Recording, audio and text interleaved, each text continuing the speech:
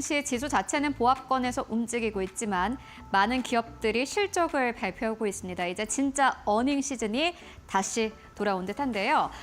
오늘은 SK하이닉스가 장전에 가장 먼저 실적을 발표를 했습니다. 그리고 SK하이닉스가 실적을 발표하기 전에 어제 장 마감 이후에 삼성바이오로직스가 실적을 발표하기도 했습니다. 오늘 1위권부터 5위권에 있는 기업 가운데 3가지 기업이 모두 다 실적을 발표를 할 예정이고 또 합니다.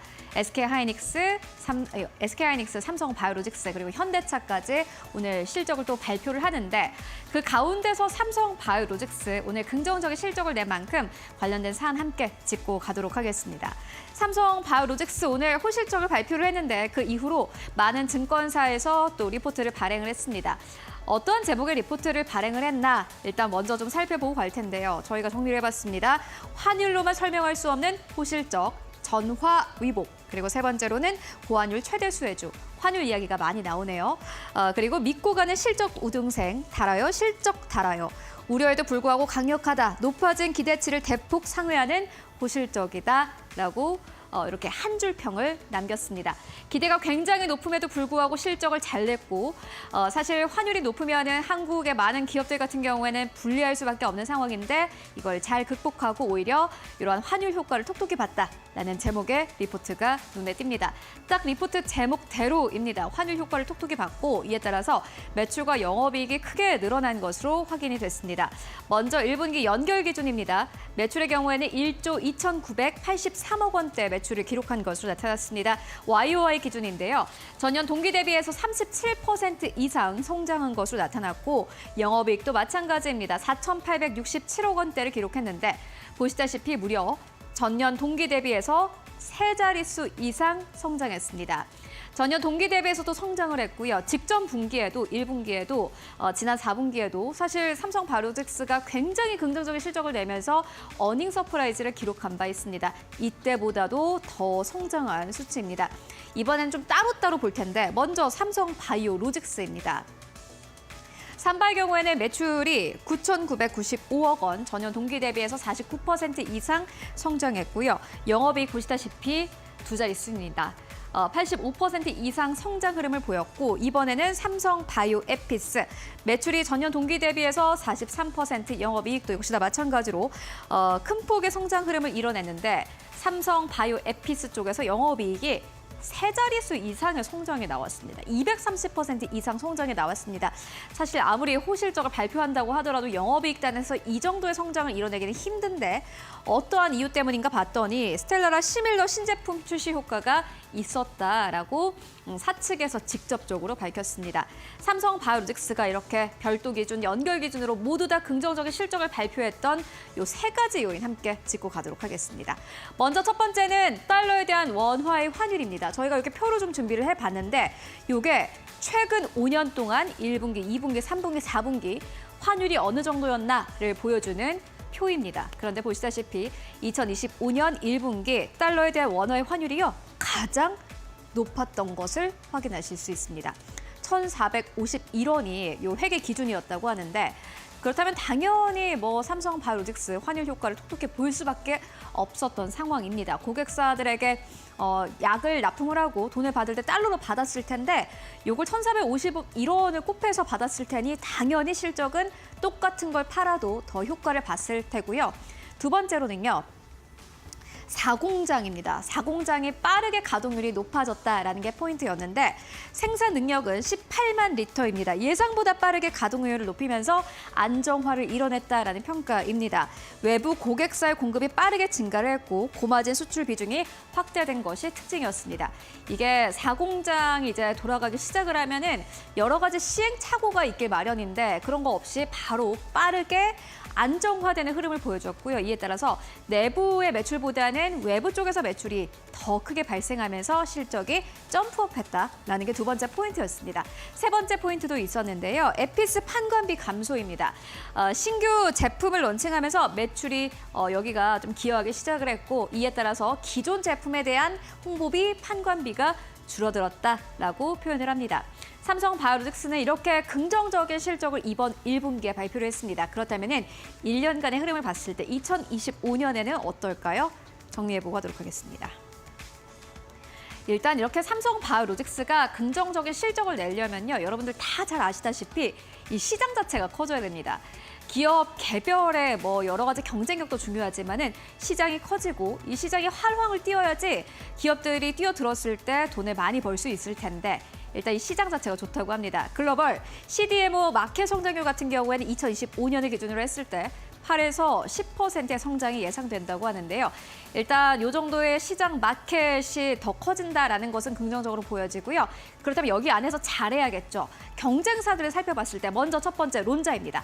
탑티어 기업입니다. 말 그대로 1등 기업인데 2025년 CDMO 성장이 어느 정도로 보나 봤더니 20% 넘게 성장을 할 것이다라고 봤고요. 에비타 마진율 같은 경우에는 30%의 성장률을 내다봤다고 합니다. 그리고 두 번째 기업입니다. 후지필름인데요. 2025년 CDMO 매출은 역성장할 것으로 전망이 되고 있습니다. 에비타 마진율 같은 경우는 한 자릿수 전망이 되고 있는데 그러니까 이렇게 글로벌 시장 안에서 론자와 그리고 후지필름 이 두 개의 기업과 비교를 했을 때는 삼성바이오로직스 성장률 굉장히 좋습니다. 2025년 CDMO 매출 성장률은 28%로 성장 현재 예상이 되고 있습니다. 말 그대로 탑티어인 론자보다도 이 성장률이 더 높을 것으로 보여지고요. 두 번째는 이 에비타 마진율인데 48%가 전망이 되고 있습니다. 그래서 많은 증권사에서는 이것이 프리미엄의 근거다라면서 대체적으로 목표 주가를 125만 원에서 135만 원대로 보고 있습니다.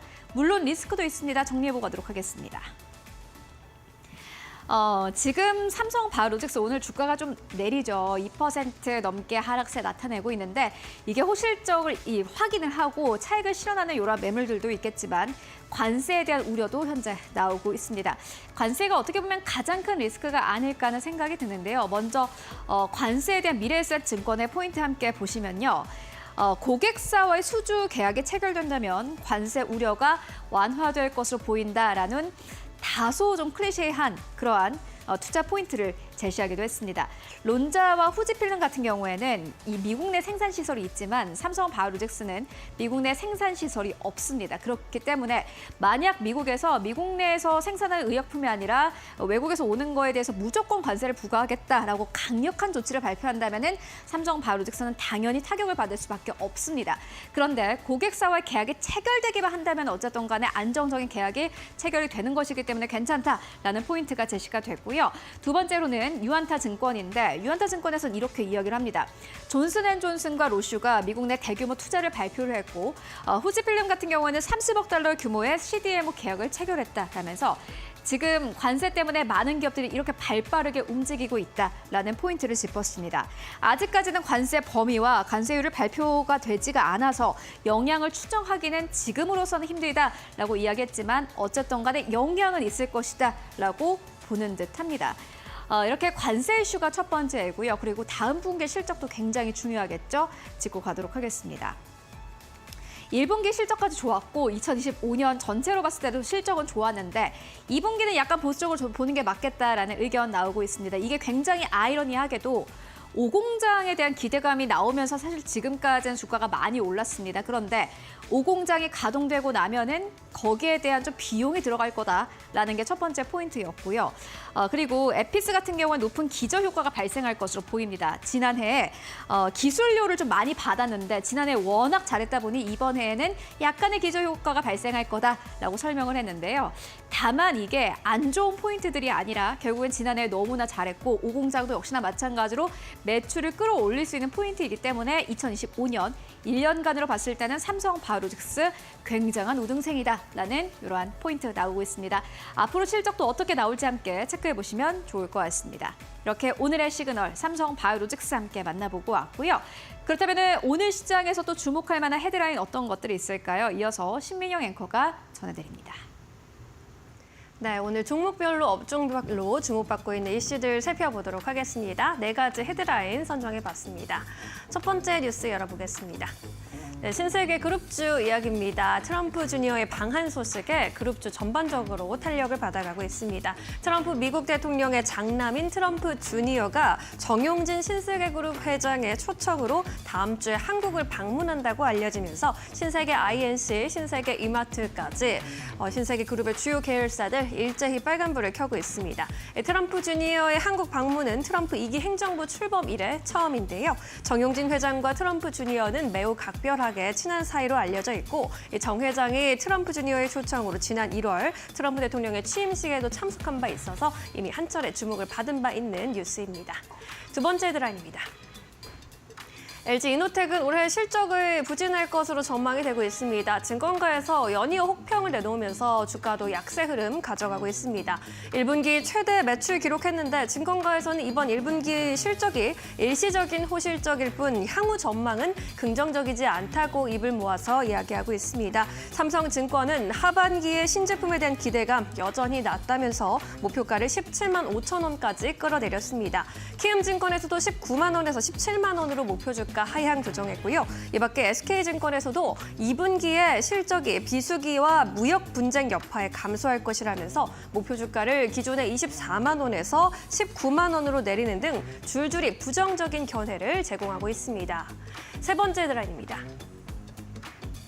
HK 이노회는 신약의 K캡 미국 임상 3상 발표가 나온 가운데 상한가로 직행하는 모습 보여줬습니다. HK 이노회의 신약 K캡이 미국 3상 임상시험에서 1차, 2차 평가 지표를 모두 충족했다는 소식 전해졌습니다. 이 임상 3상 소식은 특히나 의미가 있죠. K캡은 위식도 역류질환 관련 신약인데요. 미국의 파트너사 세벨라가 위식도 역류질환 환자를 대상으로 K캡을 평가한 2건의 미국 3상의 주요 결과를 발표했는데 전체 환자군과 중등도 이상의 식도염 환자군 모두의 2주 및 8주차 치율에서 통계적인 우월성을 입증해냈습니다. 또 연구에서 발생한 개별 이상 반응은 3% 미만으로 대부분 경미하고 일시적인 수준이었다고 설명했습니다. 네 번째 뉴스입니다. 블루엠텍은 위고비의 처방이 확대될 것이라는 허가 신청이 들어갔다는 소식에 주가 급등세 연출하고 있습니다. 청소년을 대상으로 위고비의 적응증 허가를 신청했다는 소식이 전해지면서 큰 주목을 받고 있는 건데요. 제약업계에 따르면 노보노디스크의 한국 법인은 최근 식품의약품안전처에 위고비의 12세 이상 청소년 대상 적응증의 허가를 신청했습니다. 해외에서는 이미 청소년에게도 위고비의 처방이 가능하다고 하는데요. 원래 위고비는 체질량 지수 BMI가 30 이상인 성인을 대상으로 처방되는 전문 의약품으로 알려져 있습니다. 이에 위고비의 유통 파트너인 블루엠텍 강세 흐름을 가져가고 있습니다. 이렇게 네 가지 헤드라인 함께 살펴보셨습니다. 네, 이번에는 증권가 전화 연결해서 조금 더 자세한 투자 의견 들어보도록 하겠습니다. 메리츠증권 강남금융센터 김경국 과장 연결합니다. 과장님 안녕하세요.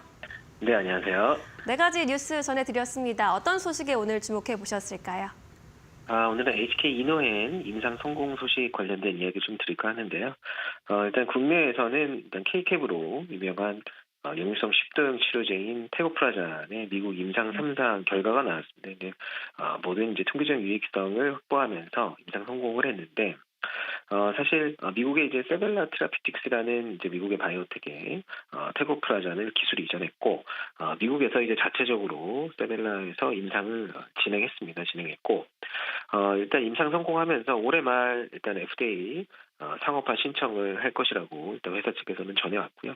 아마도 이제 내년 승인이 일단 미국에선 승인이 될 것으로 보고 있습니다. 그리고 사실 미국의 역류성 십도염 치료제 시장이 대략 한 6,500만 명 정도 되고 현재 피캡 계열이 아닌 PPI 계열의 약제가 주력이기 때문에 이미 다케다 제약의 모노프라잔이 피캡 계열로 진출되어 있는 퍼스트 클래스인 약제이긴 하지만 동사 같은 경우에는 이제 테고프라잔이 베스트 인 클래스로 미국 시장에 진출하게 되었습니다. 그래서 국내 식도염 시장의 피캡 계열의 경쟁이 사실 대웅제약에 참여하면서 좀 치열해지고 있었는데 이런 상황에서 이제 글로벌 가장 큰 시장인 미국 시장에서 인상 성공은 주가에 상당히 긍정적인 모멘텀으로 작용을 할 가능성이 높고 주가 측면에 있어서도 최근 주가가 그렇게 높지 않은 가격대에서 형성이 되어 있었기 때문에 오늘 이제 상한가로 마무리될 것 같고 사실 향후에도 좀 좋은 흐름을 이어가지 않을까 그렇게 좀 보고 있습니다.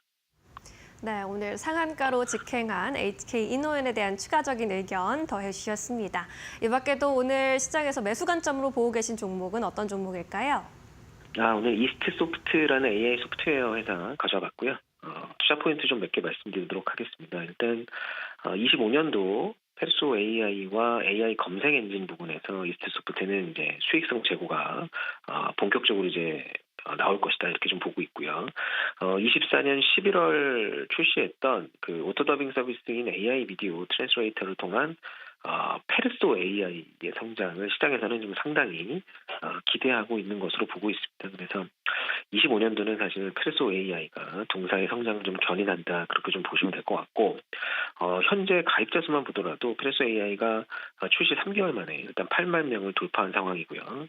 일평균 2,500명 정도의 가입자가 들어오고 있는 것으로 보고 있습니다. 또한 동사에 있어서는 가장 큰 좀 모멘텀일 것 같은데 사실 마이크로소프트와의 협업 확대로 지금까지 주가에 반영했던 부분을 더 크게 반영할 가능성이 높다 그렇게 보고 있고 마이크로소프트 협업 툴인 팀즈에 동사의 페르소 AI가 탑재된 이후에 이제 추가적으로 어떤 어플리케이션로 확대가 가능하느냐 이거를 시장이 좀 지켜보고 있는 것 같습니다. 그래서 마지막으로 실적 부분에 있어서도 동사는 올해 매출 1,243억 정도가 예상되고 있고요. 증권가에서는 뭐 이 정도 예측을 하고 있는 것으로 보고 있습니다. 그리고 영업이익 같은 경우에는 흑자 전환하면서 대략 한 39억 원 정도의 흑자 전환을 기대하고 있기 때문에 적자 구조에서 탈피하면서 또 밸류에이션 측면에 있어서도 동사가 다시 한번 재평가 받을 수 있는 기회가 오지 않을까 그렇게 좀 보고 있고 기술적으로 26,000원대까지 상승 이후에 기술적인 가격 조정이 나왔습니다. 그리고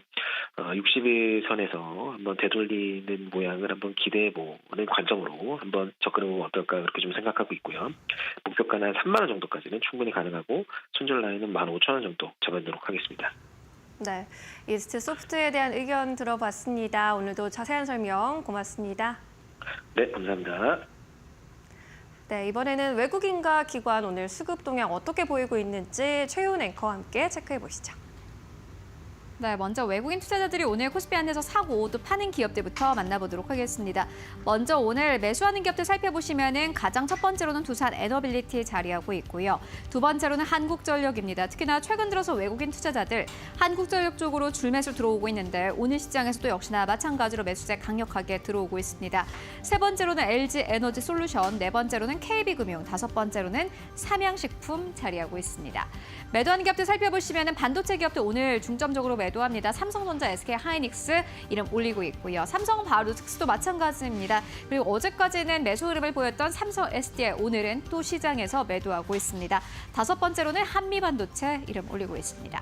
그렇다면 오늘 코스닥 안에서의 외국인 수급은 어떻게 움직이고 있을까요?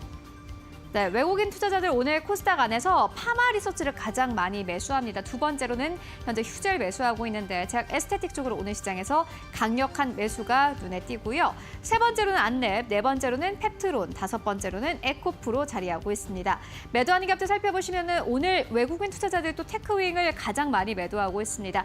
어제는 가장 많이 매수한 리스트 5 안에 이름을 올리기도 했는데 오늘 시장에서 빠르게 매도하는 흐름을 보여주고 있고요. 두 번째로는 제주반도체, 세 번째로는 주성 엔지니어링, 네 번째로는 피롭틱스, 다섯 번째로는 HLB 자리하고 있습니다. 그렇다면 기관 투자자들 현재 코스피 안에서 어떠한 기업을 사고 또 팔고 있을까요? 네, 먼저 매수하는 기업들 살펴보시면 가장 첫 번째로는 두산 에너빌리티, 그리고 두 번째로는 아모레퍼시픽입니다. 세 번째로는 현대건설, 특히나 오늘 시장에서 또 건설주도 잘 가고 있는 흐름 보여주고 있고요. 네 번째로는 한화에어로스페이스, 다섯 번째로는 APR 자리하고 있습니다. 매도하는 기업들 살펴보시면은 오늘 기관과 외국인의 매도 흐름은 거의 비슷합니다. 반도체주 중심으로 현재 팔고 있고요. 삼성전자, SK하이닉스 가장 첫 번째, 두 번째로 이름 올리고 있습니다. 세 번째로는 현대로템, 네 번째로는 한화오션, 다섯 번째로는 KB금융 자리하고 있습니다. 그렇다면 기관 투자자들 현재 코스닥 안에서 어떠한 기업을 매수하고 또 매도하고 있을까요? 네, 보시다시피 기관 투자자들은 이 외국인 가자력의 테크윙을 가장 많이 매수하고 있습니다. 두 번째로는 에코프로비엠, 세 번째로는 파마 리서치, 네 번째로는 현대모백스, 그리고 다섯 번째로는 코미코 자리하고 있고요. 매도하는 기업들 살펴보시면 가장 첫 번째로는 HK 이노엔입니다. 두 번째로는 크라우드웍스, 세 번째로는 GL팜텍, 네 번째로는 팩트론, 다섯 번째로는 ABL 바이오 자리하고 있습니다. 네, 지금까지 외국인 기관 수급 함께 살펴보고 왔습니다.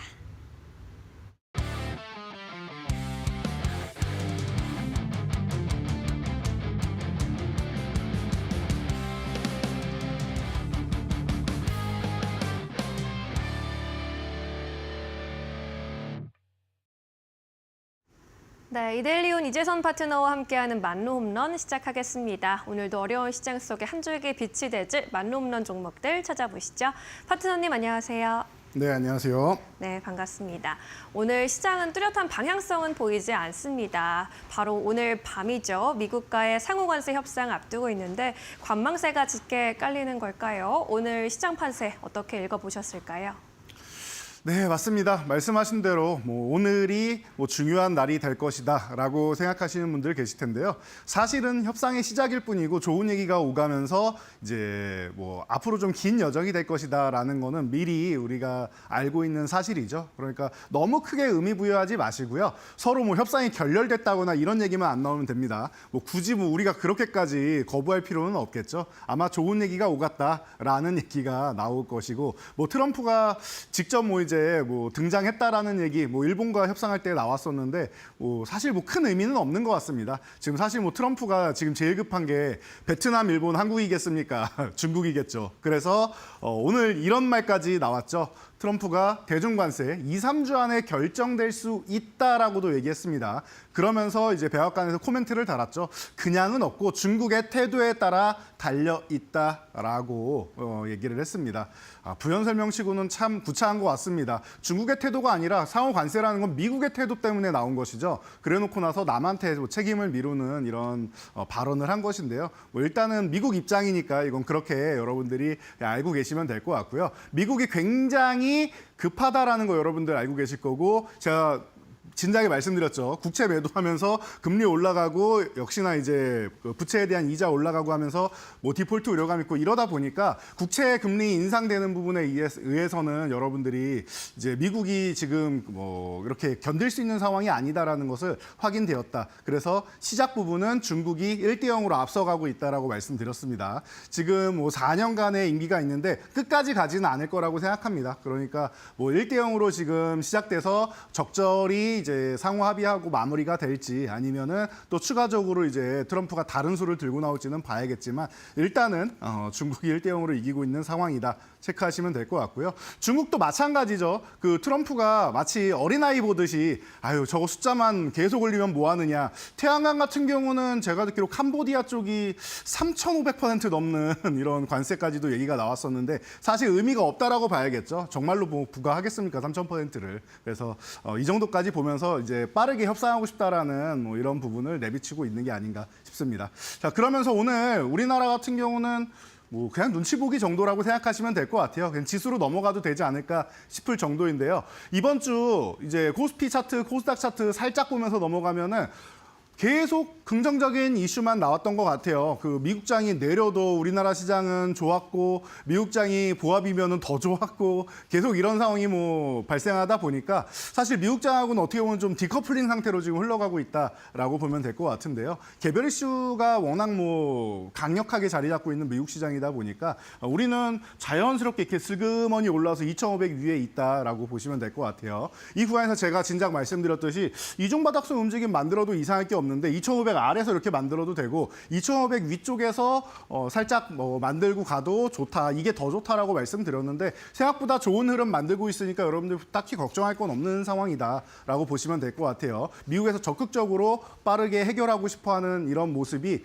본인들이 이제 불 질러놓고 나서 빨리 불을 수습하려고 하는 이런 모습이죠. 코스닥도 마찬가지입니다. 730포인트 같은 경우는 큰 저항이 아니다라고 말씀드렸는데 이제 다 왔네요. 오늘 보니까 장중에 이제 근처까지 저점까지 근접했다가 살짝 뭐 쉬어가는 흐름인데 오늘은 모두가 알다시피 뭐 저녁 때 뭐 이슈가 있고 또 하나가 있죠. 트럼프의 말로는 오늘 이제 젤렌스키 대통령이 광물협정에 서명할 것이다라고 지난주부터 얘기를 해왔었는데 이것 또한 우리가 관심 포인트로 뭐 잡아볼 수 있을 것 같아요. 만약에 안 되더라도 딱히 실망할 건 없고요. 된다라고 하면은 이런 부분에서 뭐 히토류나 이런 부분에 대해서는 조금은 이제 미국이 한시름 놓을 수 있다라는 정도까지만 생각하시면 될 것 같습니다. 그래서 지수는 크게 신경 안 써도 된다라고 계속 말씀드리고 있으니까 여러분들이 이 부분을 잘 체크하시면 될 것 같습니다. 자, 그래서 지수를 신경 안 쓰면은 그러면은 중요한 건 뭐냐라고 물으신다면 여러분들 그냥 계좌에 있는 종목들만 잘 신경 쓰시면 될 것 같아요. 내 종목이 지금 소외되지 않고 잘 회복되고 있다라고 생각되시면은 여러분들이 포트폴리오를 구축해서 가져가시면 되고 아니다 싶으면 교체를 해야 되는데 지금 뭐 굉장히 고민되시는 섹터 중 하나가 바로 반도체 섹터가 아닐까 싶습니다. 그래서 반도체 뭐 칩스법에 대한 문제도 있고 관세에 대한 문제도 있는데 이 부분에 대해서 저는 정면 돌파가 가능하다라고 기존부터 꾸준히 말씀드렸습니다. 반도체 같은 경우는 사실 미국에서 없이 뭔가 IT 산업을 발전시킬 수가 없단 말이에요. 그렇다고 해서 대안이 있느냐라고 하면은 우리나라 반도체에 대해서 대안도 없습니다. 이곳은 이 팹리스 쪽이 발전한, 설계 쪽이 발전한 쪽이고 생산은 다 해외로 돌려놨기 때문에 이런 부분이 해결이 안 됩니다. 삼성전자, SK하이닉스가 뭐 메모리 중심인데 3위인 이제 마이크론이 있지 않느냐라고 해도 마이크론이 언제부터 3위였습니까? 일본의 엘피다가 망한 다음에 마이크론이 인수해서 3위가 된 것이죠. 그렇다라고 하면은 이 엘피다에 대한 이 생산 기지 같은 경우도 미국에 있지는 않다라는 걸 여러분들이 생각하신다라고 하면은 제가 볼 때는 여러분들이 생각하시는 것보다 타격은 더 적다라고 보고 있으니까 이런 부분을 여러분들이 생각하시면 될 것 같아요. 오히려 생산기지라고 따지면 TSMC가 타격이 제일 크지 않을까 싶은데요. 어떻게 관세를 정면 돌파해야 되는지 여러분들 오늘 말로 없는 종목들도 기대해 주시면서 응원 많이 해주시기 바랍니다. 네, 오늘은 반도체주에 대한 이야기 본격적으로 나눠보겠습니다. 반도체 대장주 SK하이닉스가 오늘 또 호실적을 내놓기도 했죠. 어떤 종목들 안에서 오늘 해법 찾아볼 수 있을지 득점될 수 있는 종목들 안타 종목부터 들어가겠습니다. SKC를 선정해 주셨습니다. 안타로 오늘 꼽아주셨는데 방금 팔고 왔다라는 이야기부터 시작해서 잊을만 하면 또 이야기가 나오는 것 같아요. 유리기판 대장주로 볼 수 있겠죠? 네, 맞습니다. 우리 말로 없는 종목에도 선정되어서 아직도 뭐 순위권, 상위권에 위치해 있는 종목인데요. 점점 순위가 조금씩 내려가고 있지만 주가도 이제 다시 한번 이제 바닥을 찍고 올라갈 수 있는 채비를 마치지 않았나 싶습니다. 그래서 사실 안타 종목이지만 한 3루타 정도에 있어도 이상하지 않을 정도로 호타 종족에 가까운 그런 1번 타자가 아닌가 싶어요. 그래서 요즘에 메이저리그를 보면은 이정우 선수가 과거 이제 이종범 선수 이제 우리나라에서 활약하고 일본에서 활약했던 것처럼 엄청나게 뭐 빠른 발과 배트 스피드 여러 가지 균형적인 측면에서 멋진 모습을 보이는데 그런 종목이 아닌가 싶을 정도로 멋지게 움직이고 있습니다. 그래서 SKC 같은 경우는 말씀하신 대로 유리기판 대장주죠. 앞으로 이제 발열량 때문에 HBM 같은 경우도 문제가 많이 되고 있고 데이터 센터 같은 경우도 뭐 물에다가 이렇게 잠가놨죠. 그래서 이제 발열량 문제나 이런 부분이 굉장히 이슈가 되고 있고 이제 문제가 많은데 그러다 보니까 유리기판을 통해서 발열량을 뭐 절반 이하로 줄일 수 있다라고 하면서 게임 체인저가 될 것이다라는 건 여러분들이 다들 알고 계실 겁니다. 이미 이 자회사인 앱솔릭스가 미국에 진출해서 공장을 지어놓고 증설까지도 계속 진행하고 있습니다. 이미 또 이제 7,500만 달러에 이어서 1억 달러 보조금까지 이제 가져왔다라는 거 누누이 말씀드렸으니까 여러분들 미국에 지금 이미 진출해가지고 테스터를 공급하고 있고 올해 적자가 축소되고 내년에는 이제 턴어라운드가 되는 이런 기업이다라고 보면은 지금 좋은 주가 흐름을 보이고 있고 좋은 구간에서 이제 다시 한번 기회를 주고 있는 가격까지 왔다라면은 여러분들이 좀 비중 큼지막하게 해가지고 편안하게 들고 갈 수 있는 종목이 아닌가 싶습니다. 지금 관세 전쟁에도 이제 무탈하게 넘어갈 수 있는 종목이니까 여러분들이 많이 관심 가져보시기 바랍니다. 네. 관세 전쟁 안에서도 잘 살아남을 수 있는 반도체 SKC를 꼽아주셨습니다. 잘 살펴보시기 바라겠습니다. 이제 조금 더 장타 노릴 수 있는 2루타 종목으로 넘어가 보겠습니다. 2루타 종목으로는 오늘 제주반도체 꼽아주셨는데요. 우리 만로홈런 코너 초반을 12월에 이제 만로홈런 종목으로 선정한 바 있기도 한데 여전히 상승 여력 있다고 보시는 걸까요? 네, 저는 뭐 SKC처럼 다시 한번 또 기회를 주고 있지 않나 싶습니다. 우리가 말로 없는 종목으로 선정한 이후에 여러분들이 이제는 이제 다순환이 한번 돌고 이제 저전력적으로 여러분들 보셔야 됩니다라고 제가 소개를 해드렸었는데 그 후에 뭐 130포인트 올라가면서 현재 2위권에 위치해 있는 종목이죠. 가격 조정, 기간 조정 충분히 받았고 이제는 다시 출발할 기회만 노리고 있으니까 여러분들이 2루타 종목은 트레이딩 좋다라고 했는데 제주반도체 기존에도 보셨듯이 윗꼬리도 좀 많이 달고 하다 보니까 자신 없는 분들은 그냥 트레이딩 관점으로 보셔도 되고 중장기로 좀 들고 가도 무난한 종목인 것 같아요. 그래서 제가 트레이딩도 중장기적으로 좋은 종목들을 트레이딩하면은 안전하게 할 수 있다라고 많이 말씀을 드리는데 그게 가장 적합한 종목이 아닌가 싶습니다. 그리고 앞으로 온디바이스 AI 시대가 열리면서 이제 엔비디아에서 이제 브로드컴으로 또 이제 대세가 넘어가는 거 아니냐라는 얘기가 있었는데 엔비디아도 이에 뭐 소켓부터 시작해서 대응을 하고 있죠. 그렇다라고 하면 이런 부분에 있어서 저전력 얘기는 앞으로도 계속 나올 거다라고 생각하시면서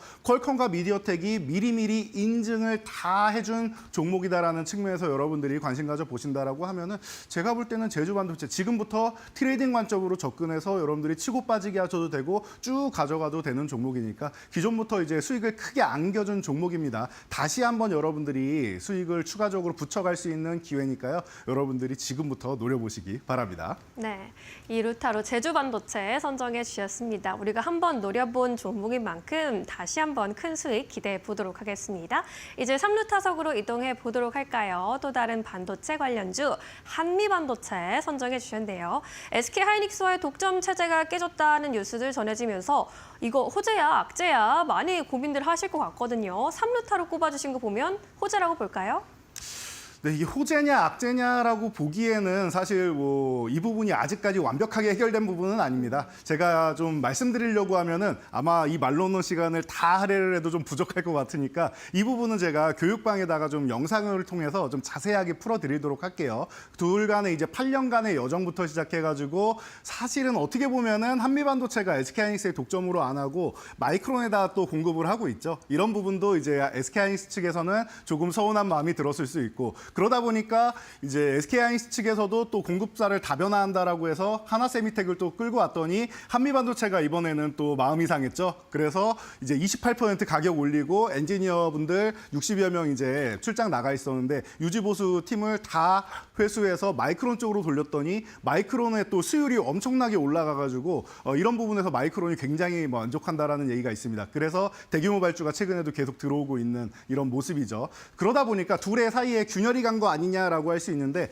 그래서 지난주에 SK하이닉스 경영진이 또 직접 한미반도체 찾아가서 뭐 일단은 이 부분은 수습을 하고 있다라고 해요. 뭐 한 번 균열이 갔으니까 완벽하게 수습은 안 되겠지만 다시금 뭐 다 뭐 서로 이제 연결돼 있는 끈을 서로 간에 놓을 수 없다라는 측면을 본다라고 하면은 앞으로 뭐 이런 측면에서는 가격을 올렸다라고 하면 한미반도체도 나쁠 건 없다라고 봅니다. 그리고 HBM 시장에서 한미반도체를 빼고 얘기할 수 없는 지금 지경까지 이르렀기 때문에 여러분들이 한미반도체를 걱정하는 일은 뭐 제가 볼 때는 당분간은 없지 않을까 싶으니까요. 편안하게 보시고요.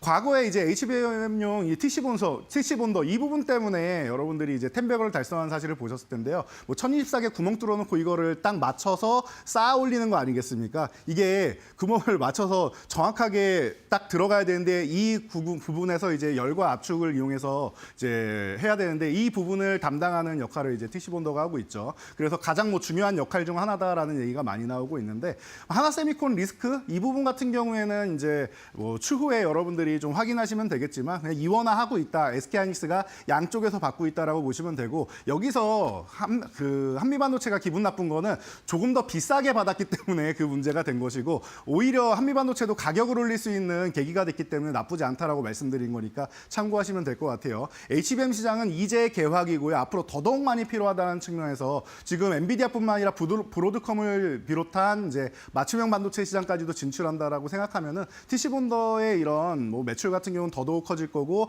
기존의 8단에서 이제 12단이 지금 메인으로 올라와 있죠. 그다음에 16단으로 올라오고 32단으로 올라가고 이 적정 단수가 올라가면 올라갈수록 더 많은 더 고사양의 TC본더가 필요하니까 앞으로도 꾸준하게 올라갈 수 있는 기업입니다. 실적 대비해서 너무나도 지금은 싸게 내려와 있습니다. 과거에 멀티플을 너무 높게 잡았다라고 하면 지금은 너무 낮게 잡은 상황이니까 여러분들이 좀 편안하게 보시면 되지 않을까 싶습니다.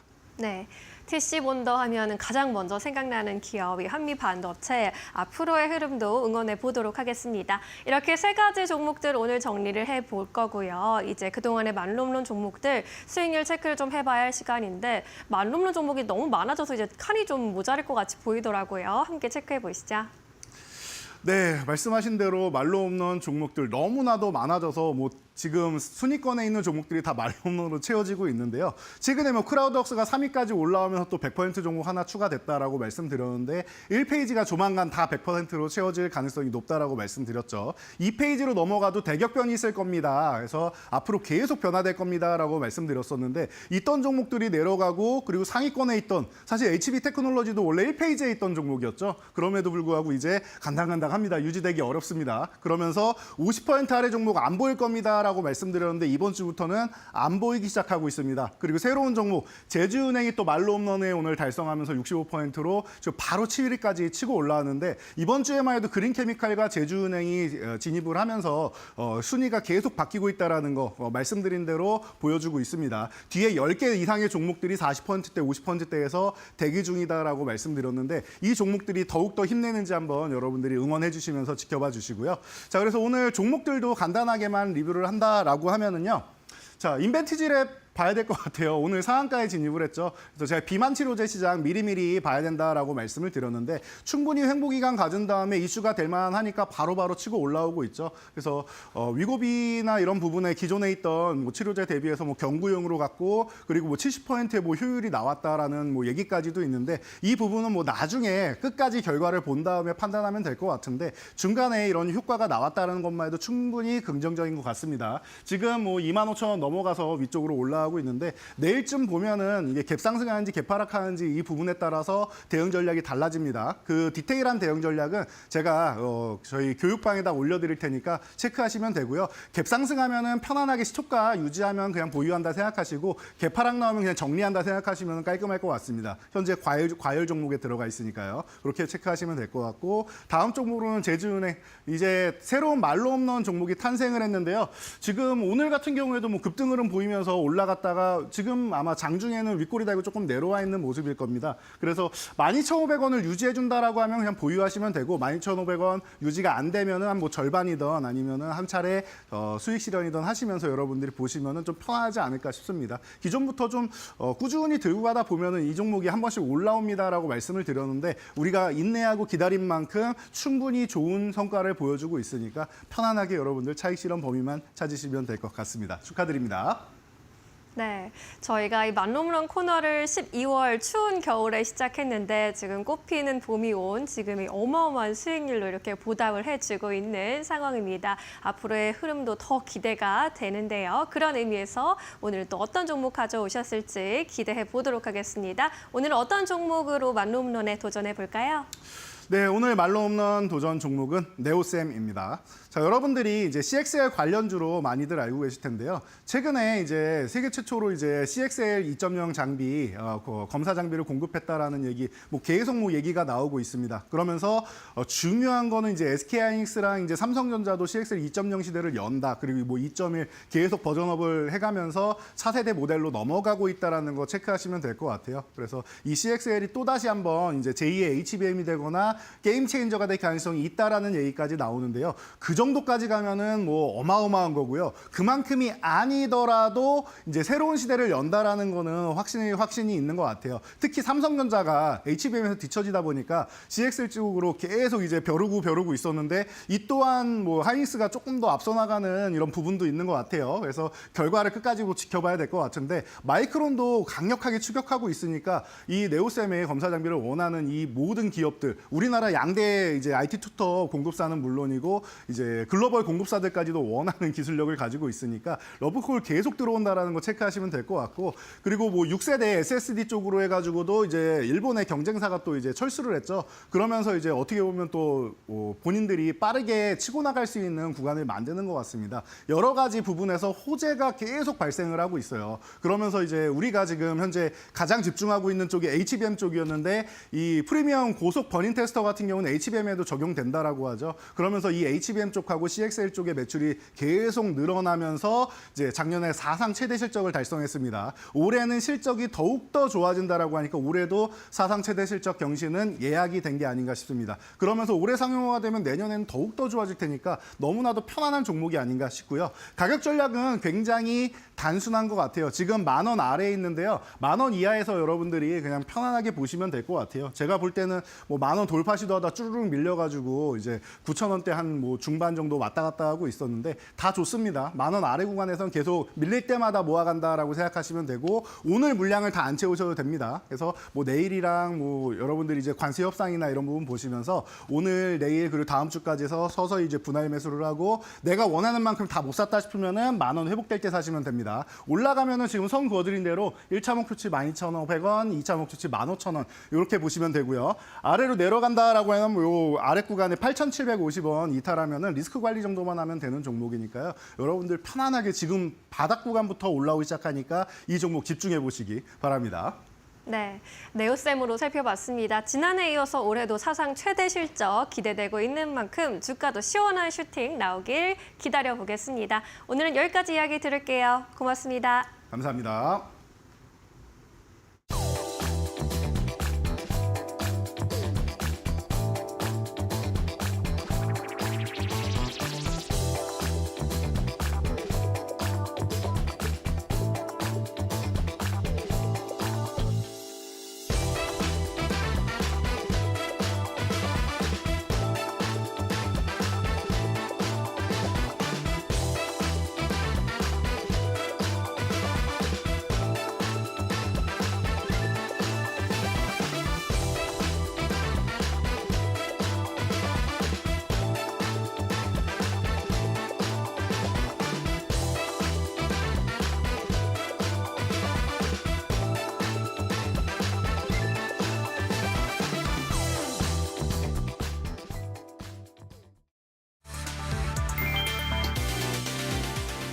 트럼프의 삼보 후퇴, 결국 승자는 중국? 트럼프 대통령이 중국과의 무역 전쟁 속에서 한 발 물러선 태도를 보이고 있다.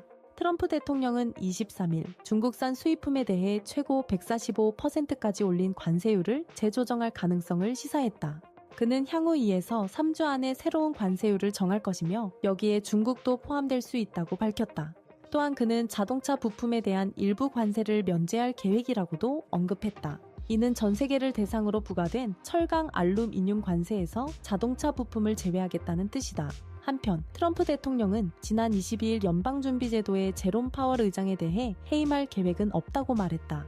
그간 강경한 협상 전략을 고수해온 트럼프의 입장이 다소 누그러진 것으로 풀이된다. 이런 가운데 뉴욕주를 포함한 미국 내 12개 주는 23일 트럼프 대통령의 관세정책위 위원이라고 주장하며 관세 철회를 요구하는 소송을 연방국제통상법원에 제기했다. 이들 주는 트럼프 대통령이 의회의 동의 없이 관세를 일방적으로 부과해 권한을 남용했다고 주장하고 있다. 국내외 압박 속에서 트럼프 대통령이 어떤 협상 카드를 꺼내들지 주목된다.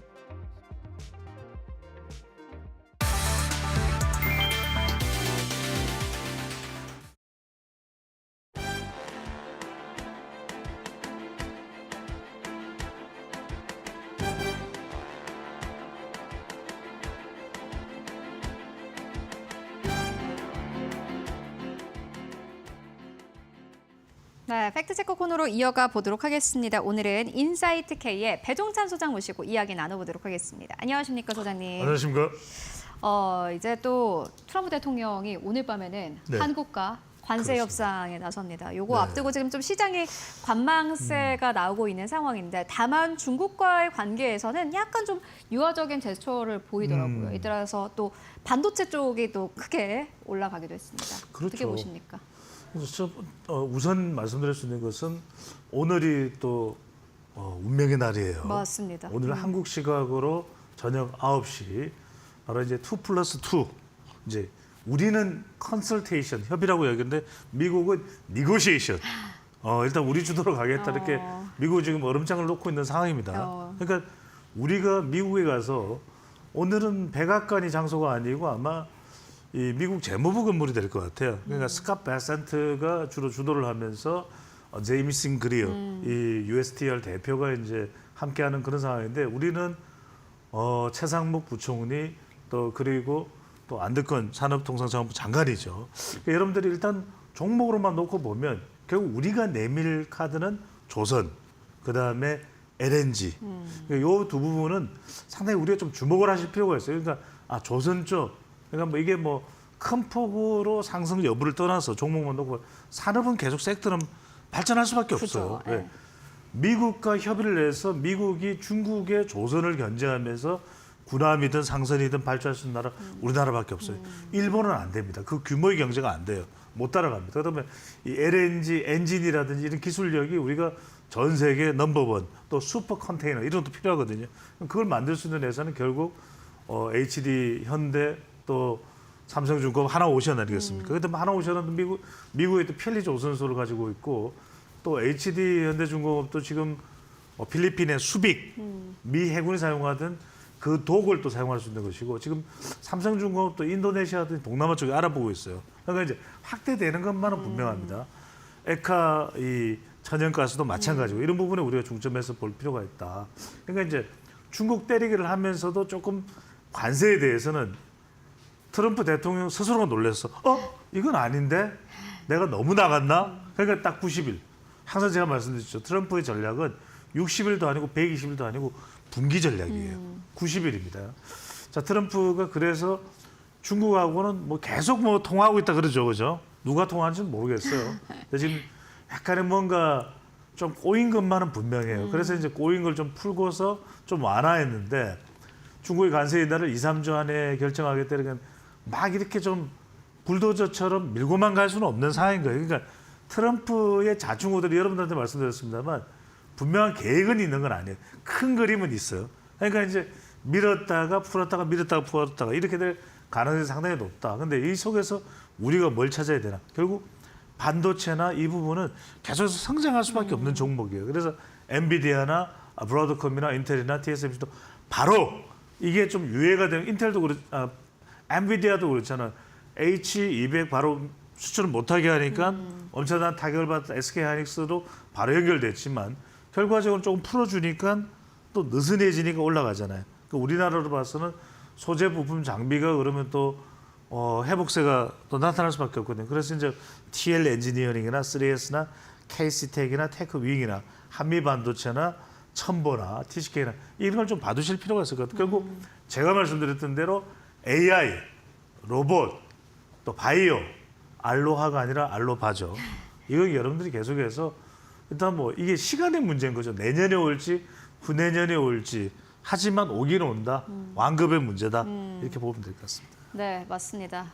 오늘 밤에 어떻게 또 협상이 되는지는 잘 지켜봐야겠지만 결국에 미국이 무엇을 필요로 하고 있나를 잘 생각해 보시면 될 것 같은데 일단 뭐 한국에게 필요한 것일 수도 있고 특히나 전력 쪽에 대한 좀 최근의 수요가 다시 한번 미국에서도 부각이 되고 있고 한국도 마찬가지입니다. 그렇죠. 그러니까 이제 파워, 전력이에요. 그러니까 이제 파워업 해야죠. 그러니까 이제는 모든 게 전자기기인데 심지어 차도 이제는 전기 자동차. 그렇죠. 그러니까 전기의 소요량은 계속 늘 수밖에 없어요. 그런데 생각해 보십시오. AI 전기, 자 로봇, 휴머노이드 전기, 그다음에 바이오 생산하려면 전기 있어야 되잖아요. 그러니까 전기예요. 그래서 여러분들이 이 전력만큼은 우리나라든 미국이든 유럽이든 일본이든 중국이든 계속 필요할 수밖에 없다. 그러니까 전력은 꾸준하게 우리가 투자를 해도 되는 그런 종목이 된 겁니다. 이 부분을 여러분들이 놓치지 말아야 된다. 그러니까 미국도 보면은 자, 미국도 원전 SMR 가동해야 되잖아요. 그죠? 소형 모듈. 근데 그러면 이제 우레늄이 필요해요. 우레늄이 필요합니다. 네. 근데 미국이라고 무한정 가지고 있는 거 아니에요. 그러니까 미국도 전략 자원으로 이제 강화를 할 수밖에 없는 게 우레늄은 무조건 하고 가지고 있어야 되겠다. 그러다 보니까 이것과 관련된 미국 내에서 유일한 우레늄 정제 시설을 가지고 있는 건 에너지 퓨얼스예요. 자, 급등하죠. 그다음에 우라늄 에너지라고 하는 종목. 그다음에 센트러스 에너지. 그러니까 우리는 어디예요? L자 들어간 기업. 놓치지 말라 그랬잖아요. LS 일렉트릭, 효성중공업, 한국전력. 그러니까 한국전력도 최근에 올라가잖아요. 그러니까 전력은 자 우리 스튜디오 전기 꺼졌다 방송 못해요. 카메라 전기 꺼졌다 방송 못해요. 화면 꺼졌다 못해요. 배추도사 배종찬 얼굴도 못 봐요. 그러니까 전력은 앞으로 더 많이 쓸 수밖에 없어요. 여러분들 AI 반도체가 크기가 이 노트북 이게 펼친 거 하나만 해요. 아시잖아요. HBM, 엔비디아. 그게 무슨 이야기냐면 이게 전기를 많이 먹게 돼 있어요. 그렇잖아요. 그러니까 여러분들이 앞으로 또 에어컨 사용해야 되죠. 그러니까 전력은 계속해서 미국도 이 전선도 교체해야 되고 해저 케이블 이런 부분 때문에 계속해서 전력과 관련된 부분은 여러분들 그리고 이제 이 전력과 관련돼서 상당한 기술력을 확보하고 있으면서도 미국으로 제약 없이 중국이 아니라 들어갈 수 있는 나라 대한민국이잖아요. 이 부분에 여러분들이 초점을 맞출 필요가 있을 것으로 보입니다. 네. 특히나 미국에서는 이제 전력망이라든지 전체적인 시설이 좀 노후화됐기 때문에 일단 뭐 앞으로 교체 수요에 대한 이야기는 계속해서 나올 것으로 보여집니다. 이어서 코인 이야기를 좀 해볼 텐데 최근에 증시가 좀 반등하면서 코인도 함께 올라가고 있습니다. 위험 자산에 대한 좀 선호 심리가 높아지는 것으로 보여지는데요. 코인이 또 봤더니 주식시장이 떨어졌던 것만큼 떨어지지는 않았더라고요. 어떻게 보십니까? 그러니까 이게 코인을 트럼프 대통령도 버리고 갈 수는 없어요. 왜냐하면 러중도 일단은 코인을 중시하고 있거든요. 그죠. 네. 그러다 보니까 우리 시간에 지난주 소개해드렸죠. 누굽니까? 부자 아빠, 가난한 아빠. 로버트 기요사키가 그 얘기를 하잖아요. 코인을 챙겨라.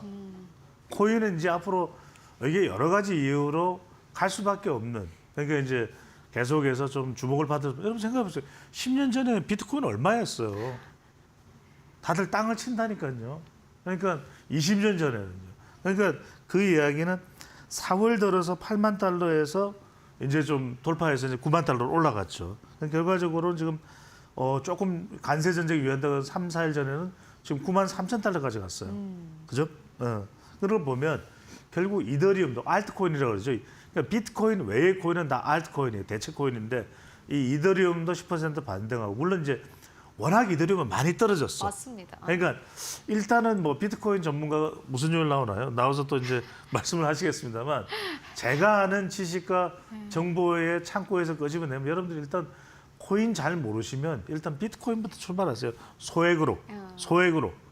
절대로 여러분들 이 몰빵하면 안 됩니다. 그러니까 조금씩 포트폴리오의 전체 자산 투자의 한 뭐 10에서 5% 정도 이렇게 조금씩 비트코인만 잘 모르면 안 돼요. 그러니까 지금 좀 잘 아는 사람들은 카르다노나 솔라나나 XRP나 BNB 투자하는데 모르잖아요, 여러분들. 그죠. 이게 모르고 투자하면 이게 뭐 소 뒷걸음치다가 뭐 지 잡는 격이라는 말도 있습니다만 어려워요, 그게. 그러니까 항상 여러분들이 이데일리 이 TV를 보시면서 지식을 차근차근 축적하시는 게 중요한데 이 비트코인 같은 경우에는 전략적 자산 비축으로 또 미국이 갈 가능성이 커요. 그죠. 그걸 본다면 그리고 굉장히 제일 안정화돼 있잖아요, 지금 거래소에서도. 그래서 비트코인은 뭐 어떻게 이상한 그걸 할 수가 없는 그런 코인이기 때문에 여러분들이 이 코인은 좀 하고 싶은데 뭘 해야 될지 모르겠다. 그러면 비트코인을 조금씩 전체 자산 풀의 한 5에서 10% 범주 내에서 조금씩 해나가는 것도 여러분들 전략으로 보입니다. 네, 암호화폐 짚고 왔고요. 또 일단 뭐 암호화폐는 위험 자산이지만 안전 자산은 여전히 고공행진 중입니다. 물론 최근에 위험 자산이 약간 올라오면서 금의 가격이 살짝 주춤하긴 했지만은 여전히 사상 최고치 부근에서 맴돌고 있는 상황인데 금을 늘 이야기해 주셨어요. 어떻게 보십니까? 제가 이제 7년 전부터 이야기했던 것 같아요. 제 이야기 듣고 뭐 투자하신 분들 중에서 아직까지 가지고 계신 분은 정말 미소가 아마 입이 귀에 걸릴 것 같아요. 네. 네. 최은행 건 아니군요. 네네. 그죠, 아니죠. 자, 네. 금값이 이제 올 들어서만 31% 급등을 했고요. 작년부터 누적하면 72%입니다. 여러분 지금 그래프 한번 보시면은 비명을 지금 지르실 거예요. 지금 이 물결 표시되어 있는 푸른색이 이제 금 가격인데 여러분들 자 2000년 한번 생각해 보세요. 2000년 자 몇 배예요? 그때 자 500이면 지금 온스당이 3,600이면 6636 6배입니다. 그때 10억이었으면 6배 60억. 네. 더 이상 이야기 안 할게요. 네. 같은 기간 이제 국내 정시나 미국 정시보다도 높은 수준. 근데 금은 이렇게 이야기를 할게요, 여러분들. 이게 어디까지 계속 갈까요? 여러분들 그게 궁금하시잖아요. 그죠. 저는 적어도 한 3분기까지는 갈 가능성이 있어요. 왜? 그래도 불안한 상황 속에서 지금 급만한 게 없는 데다가 지금 중국의 인민은행도 미국 채권 팔고 금을 사더래요. 맞아요. 그렇잖아요. 이런 것도 각국의 중앙은행이 안전자산인 금을 사들이는 이유도 있습니다. 여러 가지 이유가 있어요. 근데 이런 거 금리가 내려가면 금은 더 올라갈 수도 있고 그러니까 이런 걸 보면은 금에 대한 부분이 당장 떨어지기는 그럴 거예요. 그렇다고 해서 무한정 가는 건 아닙니다. 제 생각에는 3분기와 4분기 정도에 걸쳐서까지는 계속해서 올라갈 가능성이 있다. 그래서 아주 단기를 생각하거나 아니면 장기적으로 좀 내려가더라도 내가 나중에 한 5년 뒤에 10년 뒤에 생각한다. 이런 노후 자금 정도로 생각한다 하시는 분들은 좀 금에 대한 투자도 생각해 두시는 것도 좋을 것 같고요. 시간 관계상 짧게 말씀드리면 근데 미국의 투자 기관들은 아직도 바닥이 아니라고 생각하는 경우가 많아요. UBS 여러분들 아시죠? 또 뱅크 오브 아메리카 이건 정말 한때는 워렌 버핏이 완전 몰탕으로 그냥 샀던 게 BOA인데 지금 어떤 얘기를 하냐면 저가 매수 말고 자 가지고 있는 주식이 좀 올라갈 때 오히려 매도를 하는 이른바 셀드 립 이 전략으로 가라는 이야기를 하고 있어서 여러분들이 이 월가의 이 투자 기관들의 좀 이 손절을 어떻게 하는지 또는 매수 시점을 어떻게 정하는지도 좀 참고를 해보실 필요가 있을 것으로 보입니다. 네, 알겠습니다. 글로벌 정치까지 함께 짚고 왔습니다. 지금까지 배종찬 소장과 함께 이야기 나눠봤습니다. 말씀 고맙습니다. 감사합니다.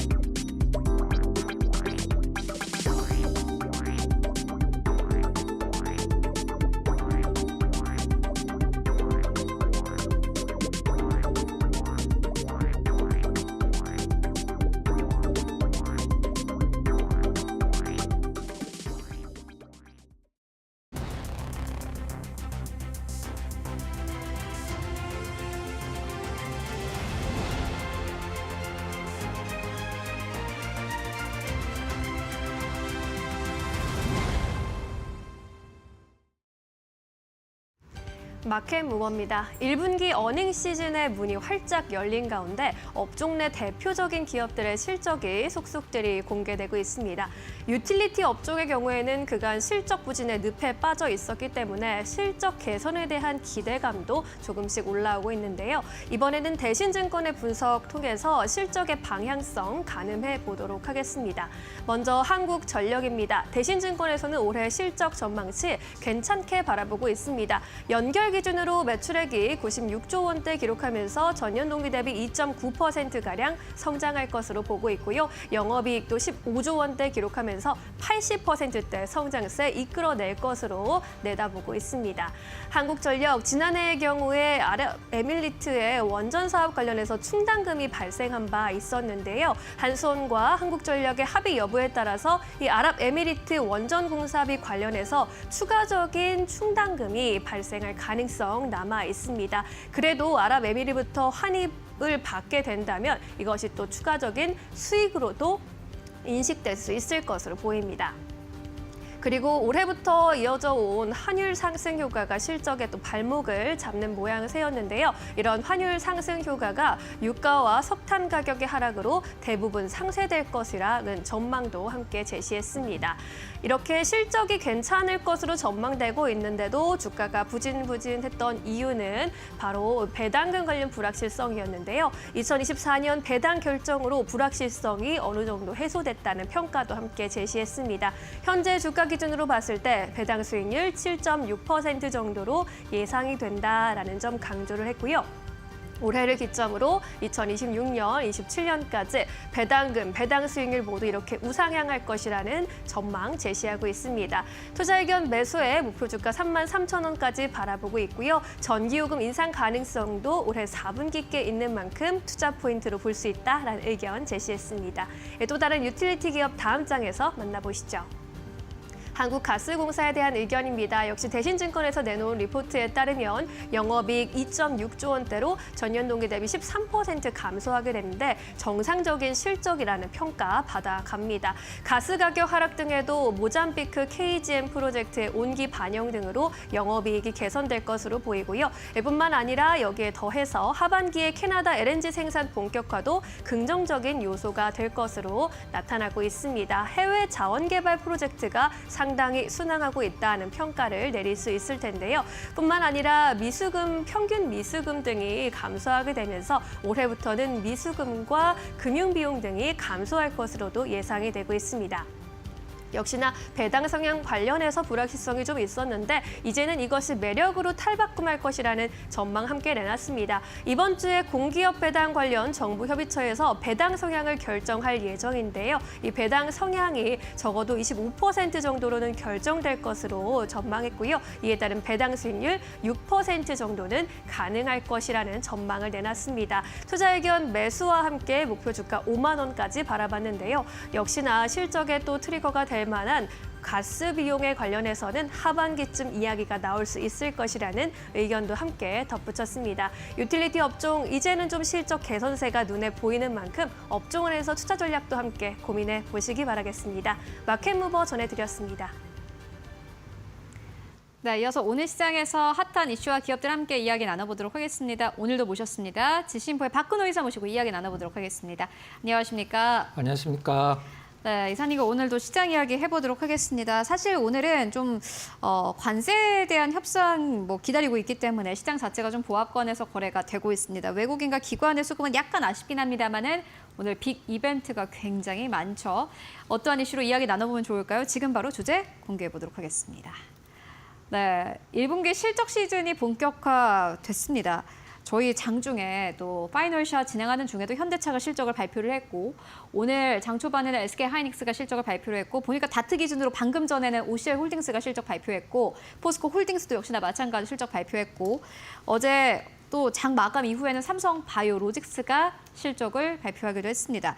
많은 기업들 실적을 발표를 하고 있고 다만 이제 저희 시청자분들이라든지 투자자분들께서는 실적 좋은데 왜 안 가? 이렇게 생각하실 수도 있을 것 같은데 네. 이게 또 다음 날 움직이는 경우도 많았고요. 네, 맞습니다. 이게 실적을 결국에는 제대로 보는 눈 그리고 제대로 보는 분석이 좀 필요하다라는 생각이 드는데 그러한 의미에서 오늘 박근호 이사님 네. 의견 듣고 가도록 하겠습니다. 하이닉스, 그다음에 삼성 바이오로직스, 그다음에 현대차 실적 발표했을 때 이제 공통적으로 들어가는 단어가 있습니다. 그 단어가 뭐냐면 1분기 기준 역대 최고 실적을 경신을 했다. 이 단어가 이제 모두 다 들어가 있는데 우리 증시 속단 좀 약간 구태의연하긴 합니다만은 이런 말이 있죠. 이제 강세장에서는 악재가 이제 묻히고 이제 그 시장이 안 좋을 때는 이제 호재가 묻힌다. 약세장에서는 호재가 묻힌다라고 하는데 그게 여실히 좀 드러나는 것 같아요. 일단 시장에서 반응하는 거 보면 사실 엄밀히 얘기를 한다라고 하면 지금 발표된 거는 이제 1분기 실적이고 지금 이제 2분기의 중간이 넘어가 있는 상황인데 현대차 같은 경우는 사실 컨센서스보다 잘 나오긴 했습니다. 역시 1분기 기준 역대 최고긴 합니다만은 이런 건 있는 거죠. 사실 현대차 니네는 1분기보다는 지금 이제 관세가 부여되고 난 다음에 4월, 5월, 6월이 중요하니까 1분기 실적은 시장에서 그렇게 신경을 안 쓴다. 이런 느낌이 있을 수 있고 하이닉스 같은 경우도 역시 작년 4분기가 역대 최고 실적이었고 이번에 25년도 1분기가 역대 두 번째 실적이고 1분기 기준으로는 이제 최고라고 이제 얘기를 하고 있는데 분위기가 일단은 그 엔비디아가 이렇게 쫙 올라가면서 엔비디아 실적이 역대급 찍으면서 HBM 수요가 지금 굉장히 타이트하다 하면서 하이닉스가 올라가는 이런 흐름이 나왔을 때와 지금 이제 엔비디아도 이제 고점에서 많이 밀려 있는 상태에서 하이닉스가 일단 최고 실적을 갱신했다라고 해서 시장에서 크게 반향을 좀 불러일으키기에는 좀 어떤 시장 상황이 이렇게 안 좋지 않나. 다만 저는 가장 아쉬운 종목을 꼽으라고 하면은 삼성 바이오로직스가 가장 좀 아쉬운데 물론 삼성 바이오로직스의 어떤 그 리포트를 보던 아니면 삼성 바이오로직스의 캐파 증설을 보든 간에 좋아질 수밖에 없었는데 사실 뭐 너무 좋았죠. 그리고 앞으로도 더 좋아질 수밖에 없는데 좀 약간 표현이 그럴 수도 있긴 합니다만 예의상 좀 올라가는 흉내라도 좀 한번 내봐야 되지 않나라고 하는데 시장이 너무 좀 안 따라주는 게 좀 안타깝고 앞서서 이제 앵커께서 말씀해 주신 대로 이제 좋은 실적 내놓고 다음날 올라가는 경우도 많기 때문에 주주분들은 너무 실망할 필요는 없다라고 생각을 하고 있고요. 이제 지금 시장에서 이제 우리가 보통 리포트 많이 보시는 분들은 좀 이런 걸 느끼실 수가 있어요. 그 보통 리포트 증권사에서 쫙 모아놓은 군데 가 보면 목표가를 상향을 한다거나 아니면 의견을 상향한다거나 그러니까 뭐 홀드에서 바이로 아니면 뭐 목표가 10만 원에서 13만 원 이렇게 올리는 종목군이 지금 거의 안 나오고 있거든요.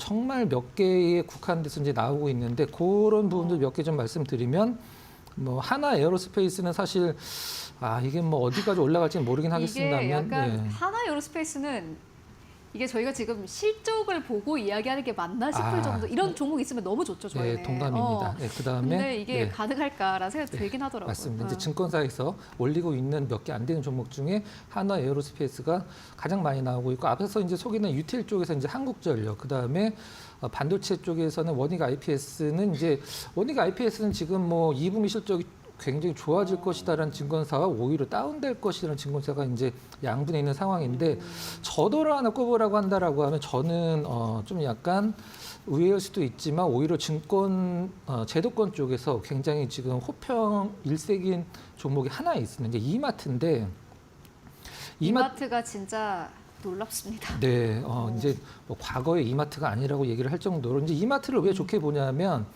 일단은 좀 약간 굉장히 아픈 손가락이었던 G마켓을 일단 연결 기준에서 좀 떼어냈죠. 연결 지수에 떼어냈고 그다음에 뭐 홈플러스 반사 이익은 아직까지는 좀 아닌 것 같고 그다음에 뭐 그 동네 슈퍼라고 할 수 있는 에브리데이 작년 3분기서부터 이제 편입이 되고 있는 상황이고 가장 중요한 게 이제 우리나라에서 보통 마트와 그다음에 그 코스트코를 많이 비교를 하는데 저희 집 근처에 이제 그 트레이더스랑 코스트코 두 개 다 있어서 이제 가끔 두 군데를 번갈아 가면서 가는데 사실 크게 딱히 차이점을 못 느끼는 그런 상황이거든요. 근데 트레이더스 지금 점포수가 이미 코스트코를 앞선 지 꽤 됐어요. 이제 트레이더스가 23개, 그다음에 코스트코가 19개인데 마곡에 가장 최근에 생긴 게 최근에 마곡에 생겼다고 하더라고요. 네, 트레이더스. 거기가 지금 매출이 우리가 보통 뭐 시쳇말로 장난이 아닌 매출이 지금 나오고 있다고 얘기를 하는데 정리를 하면 이제 고강도 구조 조정을 해서 일단 이마트 쪽에 어떤 그동안에 좀 허투루 들어갔던 돈이 좀 약간 절약이 되고 그다음에 G마켓 관련돼서는 일단은 상당히 조금 그동안에 한 1년에 뭐 몇백억씩 적자를 내다 보니까 연결 기준에서 끊어냈고 그다음에 시장에서 어떤 그 증권가 쪽에서의 평이 너무 좋기 때문에 수급도 지금 기관 매수가 상당히 좋거든요. 그래서 물론 뭐 정리를 하면 2분기 실적을 굉장히 좋게 보는 종목군들이 국한되긴 합니다만은 저는 그 중에서 가장 조금 안정된 흐름과 어떤 위쪽으로의 어떤 열려져 있는 구간을 봤을 때 이마트가 제 기준으로는 좀 제일 낫지 않나 이렇게 생각을 최근에 하고 또 있습니다. 52주 신고가도 경신했던데. 네, 맞습니다. 이마트까지 만나보고 왔습니다. 오늘 정말 많은 기업들 실적을 발표를 하고 있습니다. 삼성바이오로직스, SK하이닉스 그리고 현대차까지 시장의 컨센서스를 상회하는 실적을 내고 있는데 실질적 주가는 잘 못 움직이고 있고 이제는 지금까지 움직이지 않았던 종목들 그리고 기대가 거의 없었던 종목들 이마트 같은 기업들이 오히려 52주 신고가를 경신하고 있는 상황입니다. 박근호 이사님도 역시나 마찬가지로 2분기까지 실적을 봤을 때 이마트에 주목해보자라는 의견 전해주셨는데요. 함께 참고해보시면 좋을 것 같습니다. 그렇다면 오늘 시장에서 또 주목할 만한 이슈들 어떤 것들이 있을까요? 이어서 신민영 앵커가 정리해드립니다. 네, 본격적인 어닝 시즌에 돌입한 가운데 굵직굵직한 기업들의 실적이 공개되고 있습니다. SK하이닉스 역시 1분기 실적을 공개했는데요. 시장의 기대치에 부응을 하듯 역대급 실적을 내놓았습니다. 지난 1분기 영업이익의 경우에는 7조 4천억 원 규모로 전년 동기 대비 157%의 급성장을 이뤄냈습니다. 매출액의 경우에도 41% 이상 급등하는 결과를 보여줬습니다. SK하이닉스의 실적에는 배경에는 당연히 HBM이 자리하고 있는데요. 1분기 기준으로 역대 최대치 실적을 다시 썼습니다. 순이익의 경우에도 8조 1,082억 원으로 전년 동기 대비 무려 323%나 급증하는 결과를 보여줬습니다. 영업이익률 역시 42%대로 8개 분기 연속 개선되고 있는 추세입니다. HBM 관련해서는 회사 측에서도 코멘트를 여러 개 내놓았는데요. 일단 HBM3 12단, DDR5 등 고부가 가치 제품 판매가 확대됐다고 확인을 했습니다. 뿐만 아니라 이 HBM이 올해는 전년 대비 2배 이상 성장할 것이라고 내다봤고요. HBM3의 매출 절반 이상이 12단으로 나타날 것이다라는 전망도 함께 제시했습니다. 뿐만 아니라 6세대 제품인 HBM4의 경우 12단 제품 고객사의 니즈에 맞춰서 올해 내에는 양산 준비를 마무리할 계획이다라는 코멘트를 제시하기도 했습니다. 증권가에서도 긍정적인 의견들 제시하고 있는데요. 다음 장에서 만나보시죠. 먼저 키움증권입니다. 목표 주가를 26만 원으로 유지한 리포트 최근에 내놓았는데 단기 매수 기회로 판단한다라고 했습니다. 2분기 HBM의 실적 기대치 상회 그리고 범용 메모리 업황의 회복이 주가 반등의 트리거가 될 것이다라는 판단입니다. KB증권에서 목표 주가 28만 원으로 유지한 리포트 제시하고 있습니다. 뚜렷한 실적 가시성을 확보했다면서 올해와 내년까지 메모리 수요는 공급을 상회할 것이라고 전망했습니다. 따라서 올해 그리고 내년까지 영업이익을 각각 35조 원대, 42조 원대로 상향 수정한다고 밝히기도 했습니다. 목표 주가 상향 리포트도 계속 나오고 있는 추세입니다. 신한투자증권에서는 목표 주가 32만 원으로 최근에 상향 조정하기도 했는데요. 경쟁사 대비 양호한 수익성이 경쟁 우위를 재차 증명했다면서 차별화된 실적의 호흡이 지속되고 있다는 평가입니다. 따라서 연말까지 실적 우상향 지속될 것으로 전망했고요. 목표 주가 10% 이상 끌어올리면서 업종 내 탑픽으로 제시하고 있습니다. 한국투자증권에서도 목표 주가 10% 가까이 상향 조정을 하면서 32만 원까지 바라보고 있습니다. 아무튼 HBM이라면서 삼성전자와 마이크론의 경우에는 상반기 내에도 HBM3 12단 제품의 공급이 여전히 어려울 것으로 보이고 있기 때문에 SK 하이닉스의 HBM 시장 내 지배력은 지속될 것이라면서 강력 매수를 추천하기도 했습니다. SK 하이닉스 이번에도 이렇게 호실적을 보여주면서 삼성전자의 전사 실적을 또 뛰어넘는 결과를 보여줬습니다. 2분기에도 영업이익이 8조 원대 넘을 것으로 예상되면서 삼성전자를 또 추월할 것이라는 전망까지 나타나고 있는데요. 반도체 대장의 면모를 제대로 보여주고 있는 SK하이닉스 주가 측면에서 시원한 슈팅 나와주길 기대해 보겠습니다. 마켓 무버 함께 하셨습니다.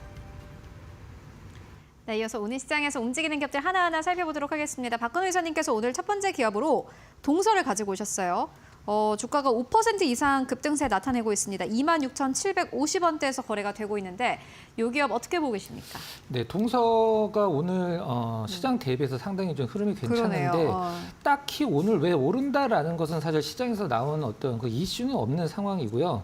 다만 제가 이제 동서를 고른 이유는 작년에 이슈가 됐던 부분이 이제 서서히 좀 약간 현실화가 된다라고 하면 동서의 어떤 주가로서의 큰 기회가 오지 않을까라는 생각을 해서 좀 준비를 했는데 동서 이제 뭐 커피 믹스를 만들고 파는 기업인 거는 뭐 누구나 다 알고 계실 텐데 커피를 만드는 건 이제 동서 식품이고 동서 식품의 지분을 50% 갖고 있는 게 동서죠. 근데 그러면 나머지 동서 식품의 50% 지분은 누가 갖고 있냐? 이제 미국의 이제 몬델리즈라는 회사가 갖고 있는데 미국에서 이제 종합 식품 회사인데 그 몬델리즈가 딱 정확히 50, 그다음에 동서가 50을 갖고 있는데 우리가 이제 동서 식품을 봤을 때 하나 좀 의아한 점이 있죠. 왜 동서 식품은 커피 믹스를 수출을 안 할까라는 생각을 할 수 있는데 바로 그 몬델리즈가 갖고 있는 피츠라는 커피 회사와 영업이 겹치기 때문에 처음에 이제 어떤 동서 식품을 만들 때 니네 한국에서만 하고 해외 쪽으로는 커피를 수출하지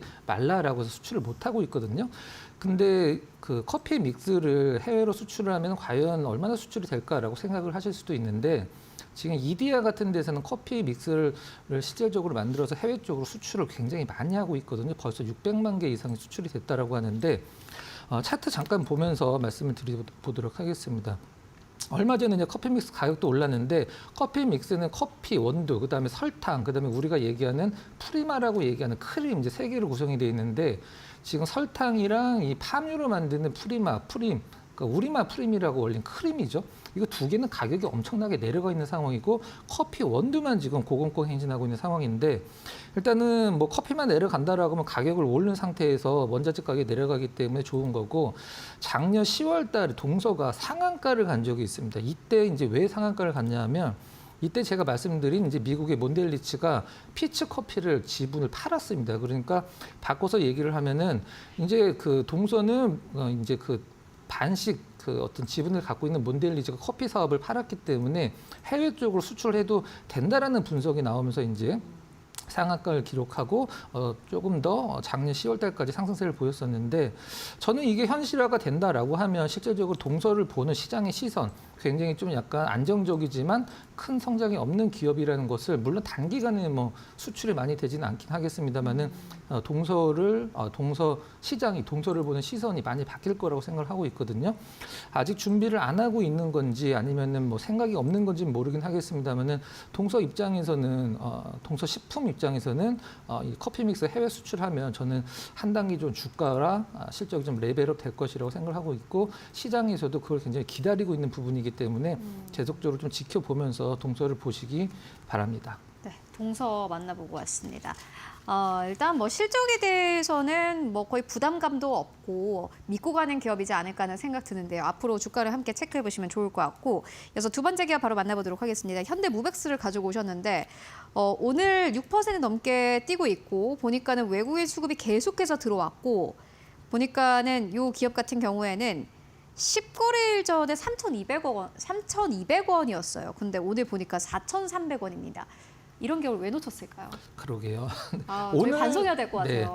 오늘도 사실 늦진 않았다라는 이제 생각을 하고 있는데 현대무백스 앞에 이제 현대자가 들어 있으니까 뭐 현대 계열이겠다라고 이제 당연히 생각을 하실 수 있는데 우리가 보통 범현대가라고 얘기하는 기업이 있죠. 뭐 현대자동차, 현대중공업 뭐 이런 그러니까 뭐 그 정시 집안이 하는 기업들을 범현대가로 얘기를 하고 이 현대무백스는 이제 현재근 회장 아시죠? 그쪽과 관련된 기업이라고 보시면 될 것 같아요. 작년에 뭐 사상 최대 실적을 달성했다라고 얘기를 하는데 어떤 걸 하는 기업이냐면 이제 물류 자동화 그다음에 우리가 뭐 출퇴근하시는 분들은 하루에 한 번씩은 보실 텐데 지하철 그 자동문 있잖아요. 그 플랫폼 세이프티 도어라고 하는 부분들을 하는 기업인데 물류 자동화는 한 65% 정도 매출 비중이 나오고요. 그다음에 이 지하철 자동문 같은 경우는 안전문이죠. 한 25% 정도 매출 비중이 나온다라고 하는데 물류 자동화는 사실 여러 가지가 있긴 합니다만 우리가 보통 뭐 물류센터나 택배 어떤 그 회사들 보면은 이제 막 물건이 지나가면 착착 분리가 되는 그런 거 있잖아요. 그런 것과 관련된 부분이라고 보시면 될 것 같고, 그다음에 로봇 어떤 물류 운반 자동차 보통 우리가 AGV라고 얘기하는 그런 부분도 하고 있다고 보시면 될 것 같아요. 일단 그 현대무백스가 굵직굵직한 수주를 한 거를 잠깐 설명을 드리면. 뭐 에코프로 캐나다 어떤 물류 자동화도 이제 현대무백스가 설치를 했고요. 그다음에 글로벌 배터리 소재 기업 테네시 양극재 공장이라고 나와 있는데 이거 테네시 공장인 거 당연히 뭐 LG 엔솔이고 그다음에 뭐 미국 애리조나 배터리팩 공장 이것도 역시 뭐 LG 엔솔입니다. 중국 이제 베트남 캄보디아 글로벌 매출 강화를 하고 있다. 그러니까 실질적으로 우리나라뿐만이 아니라 이제 해외 쪽에 어떤 우리나라 기업들이 진출을 했을 때 같이 가서 이제 물류 자동화를 많이 좀 맡고 수주를 했다고 보시면 될 것 같고, 그다음에 지하철 승강장 안전문 같은 경우도 뭐 매출이 한 25% 정도 하긴 25% 정도밖에 안 되긴 합니다만은 한 번 설치를 하면 그다음에 유지 보수도 계속 맡기 때문에 상당히 어떤 캐시카우 역할을 하고 있는데. 우리나라에 그러면은 지하철이 뭐 계속 생기는 것도 아니고 이제 굉장히 오랜 기간 동안에 어떤 그 공사를 해서 마지막에 이제 설치를 하는 게 안전문 승강장 문인데 해외 쪽 모멘텀을 한번 좀 살펴봐야 될 필요성이 있을 것 같아요. 이제 미국이나 일본은 뭐 여행을 해 보셔서 이제 자유여행 가시면 지하철을 많이 타보신 분들은 아실 텐데 우리나라처럼 이 승강장에 자동 안전문이 설치된 곳이 사실 그렇게 많지는 않습니다. 미국은 그러려니 하겠습니다만 일본도 사실 그렇게 많지는 않거든요. 근데 호주 지하철에 이제 승강장 안전문을 현대무백스가 설치를 했죠. 일단 해외 쪽에서 모멘텀이 생기길 하면은 그쪽에서 어느 정도 신뢰도를 쌓아서 이제 해외 쪽 수주가 연결이 되는데 그런 부분들 그리고 아까도 말씀드렸듯이 한 번 설치를 하면 계속 유지 보수가 현대무백스의 몫이기 때문에 때문에 나름대로 뭐 25%의 어떤 매출 비중이 크다라고 하긴 좀 힘들긴 합니다만 나름대로 역할을 하고 있다라고 보시면 될 것 같고 차트 잠깐 보면서 말씀드리면 수급이 앞서서 잠깐 앵커께서 언급을 해주셨는데 외국인 수급이 굉장히 최근에 4월 중순서부터 타이트하게 빨간색 선이죠. 들어오는 것을 확인을 하면 할 수 있는 상황이고 주가가 외국인 수급으로 같이 올라간 것 같긴 합니다만은 긴 어떤 호흡으로 봤을 때 작년에 12월 달 조금 더 길게 보면 작년에 9월 달서부터 기관들이 일단 뭐 크게 들어온다라기보다는 굉장히 좀 약간 야금야금 좀 모아가는 느낌의 어떤 전반적인 굉장히 긴 호흡으로 계속적으로 갖고 가는 기업이에요. 그러니까 수급적으로 정리를 하면 기관들이 긴 수급으로 조금씩 사고 있고 단기적으로 외국인들이 큰 폭으로 매수가 들어오면서 주가가 반응을 했다라고 보시면 될 것 같은데 이제 정고점 부근이라 사실 여기서 좀 약간 걸리는 느낌이 나올 수도 있긴 합니다만은 일단 뭐 오늘은 좀 약간 지켜보시고 내일 정도쯤에 조정이 오거나 오히려 외국인 수급이 계속 된다라고 하면은 조금 관심을 보시는 것도 시장에서 일단 뭐 안정적인 수익을 얻을 수 있는 구간이 좀 나올 수 있지 않나 이런 생각을 좀 하고 있습니다. 네, 현대 무백스까지 만나보고 왔습니다. 지금까지 박근호 이사와 함께 이야기 나눠봤습니다. 말씀 고맙습니다.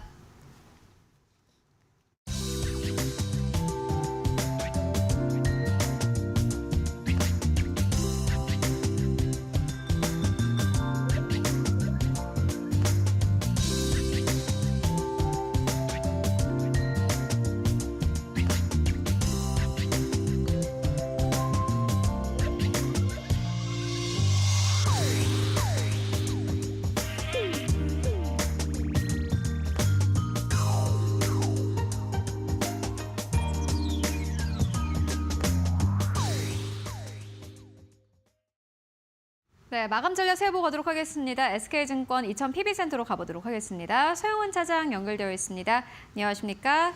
네, 안녕하세요. 네, 차장님 오늘 시장 마감 상황 어떻게 보고 계십니까? 네, 뭐 오늘 우리나라 시장은 뭐 미국 증시가 상승 마감했음에도 불구하고 뭐 2,500선 돌파한 이후에 좀 시가량이 강한 상승을 좀 보여주지는 못하고 있는 상황이다라고 좀 볼 수 있겠습니다. 전체적으로 2,500선 돌파까지는 좀 흐름들이 나왔습니다만 그 이상의 모멘텀이 좀 작용을 하지 못하는 모습들이 나타나주고 있다라고 좀 볼 수가 있겠고요. 특히나 오늘 아침에 이제 SK 하이닉스 실적이 뭐 서프라이즈로 나오면서 뭐 기대감은 있습니다만 오히려 실적 발표 이후에 좀 하락 전환이 되면서 시총 상위 종목들 중심으로 약세 전환하는 모습들이 나타나줬습니다. 반면에 이제 조선주들 같은 경우는 실적들이 좀 좋게 나오면서 오늘 좀 반등이 나오면서 섹터별의 차별화가 좀 이루어졌다라고 좀 볼 수 있겠고요. 오늘 외국인 수급들도 보시면은 뭐 큰 매도폭은 없습니다. 그만큼 당분간 시장은 2,500선을 좀 확인하기 위한 좀 횡보 국면이 이어지면서 업종별 순환매가 이어질 가능성이 높지 않나라고 좀 판단을 하고 있습니다. 지수 자체는 횡보할 이 국면으로 보인다라고 의견 전해주셨고요. 순환매라면 종목 안에서 기회를 잘 잡아야 될 것 같은데 오늘 보시는 기업 있으실까요? 네, 뭐 지금은 뭐 종목을 압축해서 보는 게 중요한 만큼 하나솔루션 좀 보고 있습니다. 뭐 중국 태양광 규제에 대한 반사이익 계속해서 좀 기대를 해볼 수 있을 것으로 예상이 되고 있고요. 물론 뭐 미국과 중국 간의 관세 협상이 이루어지게 된다라면 또 반사이익이 좀 감소되는 거 아니냐라는 우려감들도 있습니다만 지금 현재 우선 확정이 된 부분들의 관세가 있기 때문에 그런 점에서는 추가 상승 기대를 해볼 수 있는 만큼 하나솔루션 여전히 좀 관심권에 좀 두시고 좀 보실 필요가 있지 않을까라고 말씀을 좀 드릴 수 있겠습니다. 네, 의견 전해주셨던 하나솔루션 계속해서 보자라는 의견으로 정리해보도록 하겠습니다. 말씀 고맙습니다. 네, 감사합니다. 네, 정규장 마감 동시효과 구간 들어와 있습니다. 마감의 기술로 이어가 보도록 하겠습니다. 오늘은 룩투자연구소 임순재 대표 모셨습니다. 어서 오세요. 네, 안녕하십니까. 네, 반갑습니다. 이 마감의 기술 덕분에 대표님 오랜만에 뵙네요. 네, 오늘 그러네요. 시장이 그런데 좀 지지부진했습니다. 네, 그렇습니다. 어떻게 바라보셨을까요? 네, 오늘 뭐 실적들이 계속 지금 뭐 실적 시즌이다 보니까 나오고 있는 그런 상황입니다. 뭐 대표적으로 뭐 SK 하이닉스가 오늘 아침에 호실적을 발표를 했음에도 불구하고 좀 시장 약세를 계속 좀 보이고 있다라는 거고요. 뭐 이렇게 이제 호실적을 보이는 이제 종목들이 좀 많이 나왔었죠. 그렇지만 여전히 이제 미국의 이제 관세 관련된 문제 아니면 또 뭐 대중국 이제 규제에 대한 그런 이슈가 여전히 시장에서 억누르고 있다라고 보시면 될 것 같습니다. 특히 SK 하이닉스 같은 경우에는 이렇게 이제 미국 내에서 반도체 관련된 관세가 아직도 지금 확정돼 있지 않은 그런 상황입니다. 뭐 지금 개별 관세로 이제 부과가 될 걸로 예상이 되고 있고요. 뭐 이런 이제 대중국 규제 관련돼서 지금 1분기에 그러니까 상대적으로 이제 주문량이 좀 많았던 거 아니냐라는 그런 얘기가 나올 수밖에 없는 거고요. 그러다 보니까 그거에 따른 실적에 대한 피크아웃 우려가 시장에서 좀 더 확대되고 있었다라고 보시면 될 것 같습니다. 이뿐만 아니라 이제 국내에서도 지금 GDP 성장률이 오늘 이제 역성장을 기록을 하면서 국내 경제에 대한 둔화 우려감이 뭐 상대적으로 좀 커졌다라고 보시면 될 것 같고요. 여기에 미국 관세 우려까지 같이 뭐 여전히 뭐 해소가 되지 않고 있는 그런 상황이다 보니까 투자 심리가 계속 위축이 되고 있다라고 보시면 될 것 같습니다. 뭐 이런 이제 투자 심리가 계속 위축이 되다 보니까 특히 이제 외국인 입장에서 보면 국내에서 그렇게 이제 주식을 적극적으로 투자하겠다라는 그런 의지는 좀 없지 않나 싶습니다. 뭐 그나마 이제 오늘 같은 경우도 주식을 이제 계속 매도를 하다가 장 막판에 지금 조금씩 이제 매도 규모가 좀 줄어들었다라는 측면은 있겠지만 네. 최근 10거래일 연속 지금 순매도를 이어가고 있는 그런 상황입니다. 뭐 그만큼 현재 관세와 관련된 부분에 대해서 국내 증시가 상당히 이제 국내 기업이 상당히 좀 취약하다라는 그런 인식들이 있고요. 그러다 보니까 적극적으로 투자를 임한다라기보다는 지금으로 보면 외국인 입장에서도 시장을 조금 더 관망하는 거 아닌가라는 생각을 좀 해보고 있습니다. 뭐 이런 상황이 좀 지속이 된다라고 하게 되면 증시가 반등하기에는 조금 더 시간이 걸릴 가능성은 좀 있어 보인다라고 보여집니다. 물론 관세 직후에 뭐 급락을 해야 그런 저점을 다시 깬다라고 보기에는 좀 어렵다라고 좀 생각을 하고 있지만 그렇다고 지수가 급락하기 이전 수준에서 추가적으로 더 상승할 수 있느냐라고 보면 그것까지는 조금 더 시간이 걸릴 가능성은 있다라고 생각을 하고 있고요. 특히 미국의 관세 정책이 트럼프의 관세 정책이 어떤 형태로 이어지느냐에 따라서 시장의 변동성은 계속 좀 유지될 가능성은 커 보인다라고 생각을 하고 있습니다. 네, 변동성 좀 더 이어질 수 있겠다라고 보셨는데 오늘도 실적이 좀 나왔잖아요. SK 하이닉스의 경우에도 사실 호실적을 발표했는데 주가가 그렇게 잘 받쳐주지는 못했습니다. 현재도 1%대 하락으로 마감 기다리고 있고 SK 하이닉스 같은 경우에 오늘 주가 흐름 어떻게 좀 판단을 해보셨을까요? 네, 뭐 SK 하이닉스 같은 경우 조금 전에 말씀드렸듯이 뭐 실적은 상당히 좋게 나왔습니다. 뭐 분기 실적으로 본다라고 하게 되면 1분기로는 뭐 사상 최대 실적이고요. 전체적으로 봐도 두 번째로 높은 실적을 기록을 한 그런 모습입니다. 특히 뭐 영업이익이 이제 7조 4천억을 넘어서면서 삼성전자의 영업이익을 넘어선 만큼 그만큼 이제 호실적을 기록을 했다라고 보시면 될 것 같고요. 뭐 가장 크게 이제 실적을 견인했었던 게 이제 HBM D램이다라고 보시면 될 것 같습니다. 뭐 현재 뭐 HBM D램 시장에서 뭐 시장 점유율이 지금 50%를 넘어서고 있는 그런 상황이기 때문에 뭐 상당한 이제 절대적인 1위를 유지를 하고 있고요.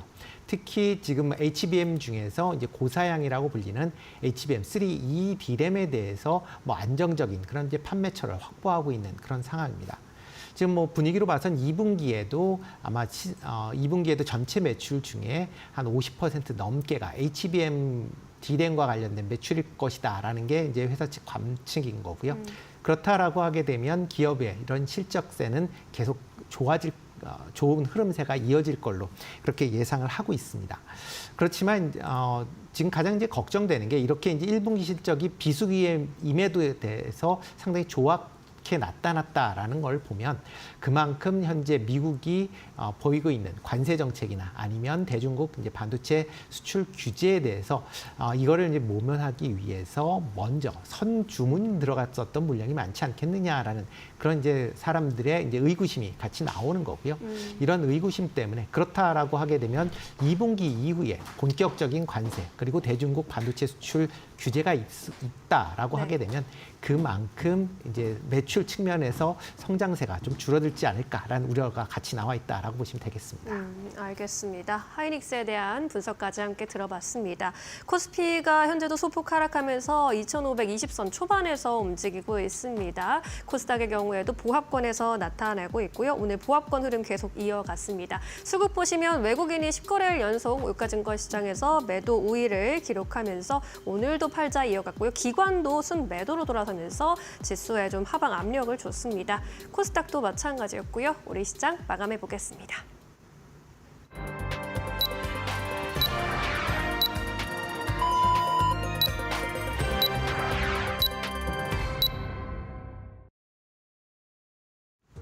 네, 4월 24일 목요일장 모두 다 마무리가 됐습니다. 여러분들 오늘도 고생 많으셨습니다. 이번 주까지 총 4거래일이 있었는데 하루를 제외하고는 시장이 거의 비슷했던 것 같습니다. 어제 시장은 양시장이 모두 다 아주 강력하게 또 올라주기도 했는데 월요일 시장, 화요일 시장, 그리고 오늘 시장까지 사실은 지수에는 거의 변동이 없었습니다. 어제 2,500선까지 올라왔다가 오늘 시장에서 약간 좀 쉬어간 흐름을 보여주기도 했는데요. 특히나 이제 오늘 밤에는 한국과 미국 간의 관세 협상이 있습니다. 이를 두고 시장에서 약간의 관망 기조가 이어졌습니다. 다만 또 개별적으로는 실적을 발표한 이 많은 기업들이 있었습니다. 이에 따른 주가 영향은 어땠을까? 마감 지수 상황 바로 만나보시죠. 네, 오늘 코스피 지수 보시다시피 약보합권 2,522선에서 거래 마감했고요. 오늘 코스닥 같은 경우에는 726선, 어제와 똑같은 수준에서 거래를 마감을 했습니다. 단 0포인트의 움직임도 없었고요. 오늘 달러에 대한 원화의 환율이 약간 움직였네요. 1,435원대까지 올라왔습니다. 이번 주 1,410원대에서 출발했던 원달러 환율은 1,435원대까지 올라오면서 약간의 변동성을 보여줬습니다. 그렇다면 오늘 시장 시가총 1위권부터 5위권까지는 어땠을까요? 이어서 만나보시죠. 간밤에 또 반도체가 또 강력하게 올라줬는데 오늘 우리 시장에서는 관망 기조였습니다. 반도체 쪽도 역시나 마찬가지로 관세에 대한 협상에 좀 나서야 될 텐데 삼성전자 55,000원대, SK하이닉스 오늘 호실적을 발표했습니다. 1%대 하락세 178,300원대에서 거래 마감했습니다. SK하이닉스는 컨퍼런스 콜을 진행을 했고 상반기에 HBM 물량에 대한 선수요가 있다라고 아주 긍정적인 이야기를 발표하긴 했지만 앞으로 또 어떠한 이야기가 나올지 모른다라는 약간의 좀 불안 심리가 있었고요. LG엔솔 2%대 조정, 삼성바이오로직스 오늘 굉장히 긍정적인 실적 발표했음에도 불구하고 1.8% 조정 나왔고 현대차도 0.5% 하락하면서 거래 마감했습니다. SK하이닉스, 삼성바이오로직스, 현대차까지 오늘 모두 다 실적을 발표를 했는데 현대차는 사실상 시장의 예상치를 좀 크게 웃도는 실적을 발표를 했습니다. 현대차는 매출은 43조 원대가 예상이 됐었는데 실질적으로 나온 매출을 보니 44조 원대였고요. 전년 동기 대비해서 성장 흐름을 이뤄냈습니다. 9%대 성장을 이뤄냈고요. 영업이익도 마찬가지입니다. 사실 이 증권사나 시장에서는 현대차가 영업이익이 약간의 역성장을 했을 것이다라고 전망을 했지만 실질적으로 현대차는 영업이익단에서도 긍정적인 흐름을 보여줬습니다. 3조 6천억 원대의 또 영업이익을 발표하기도 했는데요. 고부가 쪽에 또 차량들을 많이 많이 판매를 했다라고 밝혔습니다. 오늘 현대차는 사실 다른 실적을 발표한 기업들 대비해서는 약보합 수준에서 거래를 마감을 했습니다. 다음에 현대차와 기아 같은 경우에는 오늘 밤에 있을 이 협상에서 자동차에서 어떠한 이야기가 나오는지를 여러분들 잘 확인해 보시는 게 중요해 보입니다. 오늘 현대차 같은 경우에는 18만 8,900원대에서 거래 마감했고요. 이어서 6위권부터 10위권까지를 함께 만나보시죠. 하나 에어로스페이스 여전히 순항 중입니다. 오늘 1%대 상승. 이제 시가총액 우선주 제외하고는 6위권이고요. 우선주와 합치면 오늘 7위권에 현재 위치하고 있는 모습 확인하실 수 있습니다. 셀트리온과 기아도 오늘 약간의 조정. HD현대중공업 여전히 긍정적입니다. 2%대 상승. 37만 6천 원대에서 거래 마감했고요. 11위권부터 15위권까지를 함께 만나보고 가시죠. 네, 11위권부터 15위권까지 한화오션도 오늘 1%대 상승, 조선주가 전반적으로 괜찮았고 KB금융도 역시나 마찬가지로 오늘 실적을 발표를 했습니다. 0.4% 약보합권 84,600원대에서 거래 마감했고요. 긍정적인 실적 발표했지만 역시나 마찬가지로 시장의 지수와 거의 연동된 흐름을 보여줬고 네이버 조정, 신한지도 0.3% 약보합 수준에서 거래 마감했습니다. 이어서 코스닥 1위권부터 5위권까지를 함께 만나보시죠. 네, 코스닥 1위권부터 5위권까지 에코프로가 1%대 상승 5만 100원대에서 거래 마감했고요. 알테오젠, 에코프로, BM, HLB까지 일제히 약간의 조정 흐름으로 거래 마감했습니다. 레인보우 로보틱스 오늘은 약간 쉬어갔고요. 이어서 6위권부터 10위권까지를 함께 만나보도록 하겠습니다.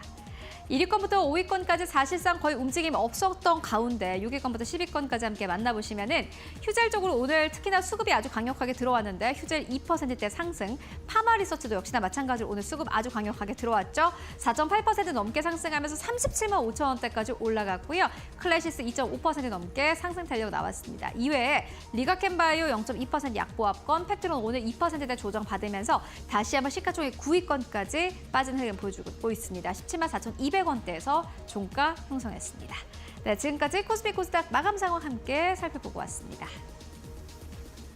네, 오늘은 일단 시장에서 좀 지켜보자라는 관망세가 강했던 것 같고요. 또 원달러 환율도 좀 오르면서 시장에 부담을 줬습니다. 환율이 장중에 10원 이상 상승하면서 1,430원대로 오르기도 했습니다. 1분기의 경제 성장률이 발표가 됐는데 마이너스 성장한 것으로 좀 쇼크 수준으로 확인이 되면서 원화 가치에도 하방 압력을 준 것으로 풀이가 되고 있습니다. 이제 오늘 밤 한국과 미국의 관세 협상 앞두고 있는데 원화 가치 좀 끌어올릴 수 있을지도 주목해 보도록 할게요. 계속해서 시장 이야기 나눠보겠습니다. 대표님, 내일이 또 금요일장이기도 한데 관세 협상에 대한 뉴스도 나올 것 같고요. 내일은 전략 좀 어떻게 짜보는 게 좋을까요? 네, 일단 뭐 내일 그러니까 오늘 밤이죠. 뭐 미국 내에서 좀 2+1, 뭐 경제 회담이 이제 있을 걸로 예상되고 있습니다. 그렇지만 이번에는 뭐 특별한 얘기는 없지 않을까 싶고요. 양국에서 서로 이제 필요로 한 그런 이제 요구하는 사항들을 이제 밝히는 그런 자리가 될 가능성이 상당히 좀 높다라고 보여집니다. 네. 뭐 일단 현재 상황에선 미국 관세와 관련돼서 뭐 빠르게 진행된다라는 부분보다는 어떻게 하면 우리 기업들이 피해를 덜 입을 수 있느냐라는 부분에 포커스가 좀 맞춰져야 될 걸로 보여지고요. 지금 뭐 관세 관련된 이제 뭐 여러 가지 상황 내에서 지금 미국 트럼프 정부가 상당히 지금 코너에 좀 몰리는 그런 모습을 좀 보이고 있기 때문에 이렇다라고 하게 되면 굳이 협상을 빠르게 진행할 필요는 좀 없지 않을까. 좀 더 느슨한 그런 어떻게 보면 시간 여유를 가지면서 그런 정책이 필요하지 않을까라는 생각은 해보고 있습니다. 특히 최근 들어 이제 장 흐름 자체가 어떤 그 경제적인 기업의 실적이나 아니면 경제 펀드멘탈보다는 지금 미국 대통령이 이제 트럼프 대통령의 발언에 따라서 지금 장중에 움직임이 좀 더 크게 나타나고 있다라고 보시면 될 것 같고요. 뭐 여전히 오늘 밤에서도 이런 트럼프 대통령의 발언이 어떤 식으로 나오느냐에 따라서 증시가 출렁거릴 가능성은 있으니까 그런 점은 좀 대비하셔야 되지 않을까 싶습니다. 그러다 보니까 시장 전체적으로는 뭐 대형주가 간다라기보다는 일단 개별적인 이슈가 있는 중소형주 중심으로 테마주 중심으로의 움직임이 좀 더 이어지고 있다라고 보시면 될 것 같고요. 특히 최근에 이제 대선 국면과 맞물리면서 지금 정치 아니면 정책과 관련된 여러 얘기들이 나오고 있습니다. 그렇기 때문에 그런 관련주 중심으로 좀 주가 변동성이 좀 크게 나타날 가능성은 있어 보인다라고 말씀을 드릴 수 있고요. 다만 이런 이제 정책이나 정치 관련주들이 연속성을 갖기는 좀 어렵습니다. 특히 뭐 최근 들어 계속 정책과 관련된 여러 이제 대선 공약성 그런 발언들이 나오고 있는데 그러면 해당 일만 주가가 그러니까 움직이지 그 다음 날은 또 여지없이 지금 조정을 받고 있는 그런 상황이기 때문에 네. 이런 정책 관련주들을 적극적으로 뭐 하기에는 조금 어렵고 만약 트레이딩이 가능하신 그런 투자자분들만 트레이딩에 참여하시는 게 어떨까라는 생각을 해보고 있습니다. 정책 관련주, 정치 테마주 계속해서 변동성 심화하고 있는 상황인데 트레이딩 자신 있으신 분들은 물론 잘할 수 있겠지만 또 이런 변동성에 유의하면서 투자를 해보셔야겠죠. 개별 종목 위주로 좀 이슈가 있는 종목 보자라고 또 조언을 해주셨는데 그렇다면 어떤 종목을 봐야 할지 좀 압축해 보도록 하겠습니다.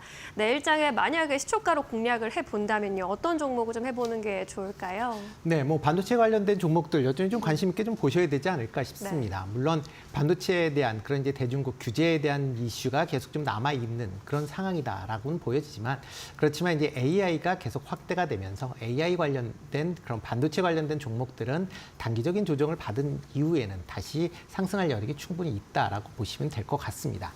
뭐 SK 하이닉스의 뭐 실적에서 나왔듯이 이런 이제 실적 호조세를 이제 보이고 있고요. 뭐 AI에 대한 투자가 조금 지연이 될 가능성은 있지만 향후에 AI에 대한 투자는 계속 이루어질 수밖에 없기 때문에 HBM과 관련된 종목 여전히 좀 관심 있게 보시면 좋을 것 같고요. 네. 그 중에서 하나비전 조금 관심 있게 보시면 어떨까 싶습니다. 뭐 대표적인 이제 반도체 관련된 그런 이제 장비를 만드는 그런 회사고요. 최근 들어 이제 시장에서 이슈를 받고 있는 게 지금 TC 본더를 이제 SK 하이닉스와 공급 계약을 체결했다라는 부분입니다. 특히 자회사인 하나세미텍이 SK 하이닉스와 210억 규모의 이제 TC 본더 공급 계약을 체결을 했고요. 물론 이제 한미 반도체와의 이제 특허권 분쟁이 있긴 하지만 이런 이제 그만큼 어떻게 보면 SK 하이닉스 입장에서 이제 공급처 다변화 측면에서 이제 공급 계약을 체결한 거 아닌가라는 좀 생각을 해보고 있고요. 특히 이제 중심 있게 이제 그러니까 중점적으로 봐야 될 게 SK 하이닉스와의 이제 하이브리드 본더를 이제 협력을 한다라는 점을 좀 더 관심 있게 보셔야 되지 않을까 싶습니다.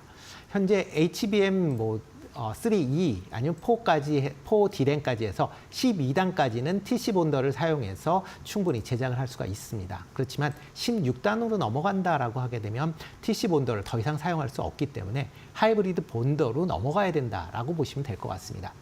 현재 계속 이제 하이브리드 본더를 여러 이제 회사에서 이제 개발을 하고 있는 그런 상황이지만 국내 회사는 아직 개발을 하지는 못한 그런 상황입니다.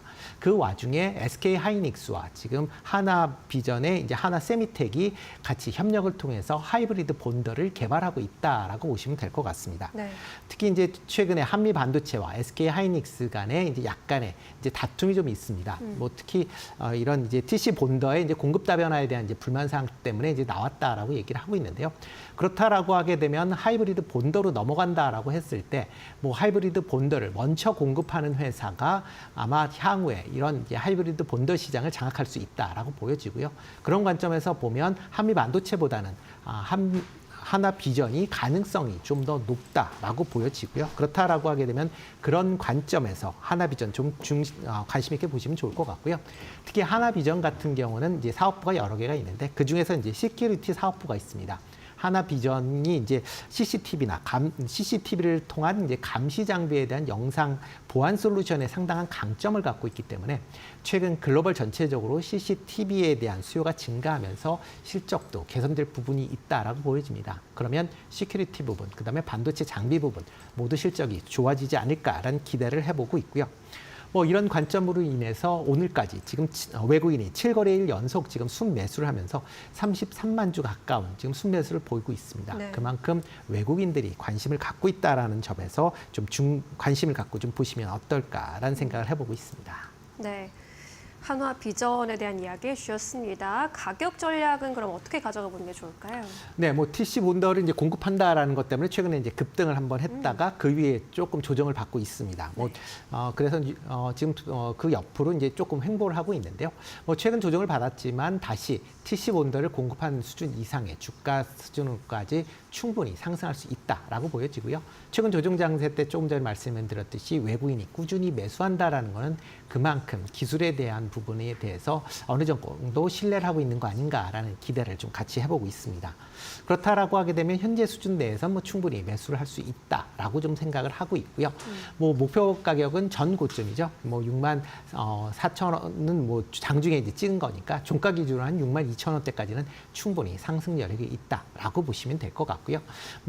손절을 한다라고 하게 되면 4만 원대 지금 손절 라인을 말씀을 드렸지만 만약 그 정도가 된다라고 하게 되면 분할 매수 관점으로 더 매수를 하셔도 되지 않을까라는 생각을 해보고 있습니다. 네, 목표가 6만 2천 원, 손절가 4만 원대로 이야기를 해주셨습니다. 한미 반도체랑도 좀 비교를 해주셨는데 TC 본더 하면 사실 가장 먼저 떠오르는 업체는 한미 반도체이기도 그렇죠. 하잖아요. 네. 이 종목도 낮다라고 또 말씀해 주셨는데 그럼 한미 반도체는 별로인가요? 이 시점에서는? 일단 최근 들어 이제 주가가 좀 이제 경합이 되면서 주가가 하락을 했죠. 그 네. 이후에 이제 지금 특허 소송 관련된 얘기가 나오면서 지금 반등을 했는데 과연 이제 한미 반도체 입장에서 보면 지금 주가가 거기에 이제 증여 관련된 그런 것 때문에 이제 상승을 했지만 과연 하이브리드 본더를 과연 만들 수 있겠느냐 그리고 언제 만들 수 있겠느냐가 가장 이제 핵심이다라고 보시면 될 것 같습니다. 향후에 지금 12단까지 한미 반도체가 지금 시장을 장악을 할 수 있다라고는 하지만 16단으로 넘어가면 지금 현재 기술로는 불가능하다라고 보시면 될 것 같고요. 새로운 장비가 없다.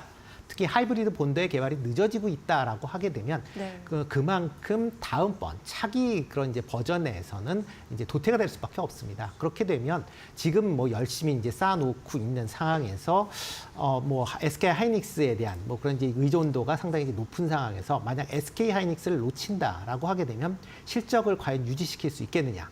그리고 SK 하이닉스 입장에서 보면 지금 어떻게 보면 한미 반도체가 을인데 을이 지금 갑을 어떻게 컨트롤한다라는 게 지금은 티는 안 내고 있겠지만 상당히 좀 기분 나쁘게 생각할 수도 있고요. 그렇다라고 하게 되면 하이브리드 본더가 만약 한미 반도체가 개발이 늦어진다 그러면 언제든지 다른 회사로 교체가 가능하다라고 보시면 될 것 같습니다. 그렇기 때문에 그런 점을 본다라고 하게 되면 한미반도체는 하이브리드 본더 개발을 언제 하느냐라는 시점까지 본다라고 하게 되면 지금 당장 뭐 수주를 받는다라고 해도 그거는 단기성 재료에 머물 수 있는 거고요. 장기적으로 보면 하이브리드 본더 개발 여부가 주가에 추가적인 상승을 가늠을 할 수 있는 중요한 잣대가 된다라고 보시면 될 것 같습니다. 네, 역시 세계는 냉혹하게 바라봐야 하는 것 같네요. 오늘 말씀도 잘 들었습니다. 지금까지 임순재 대표였습니다. 고맙습니다. 네.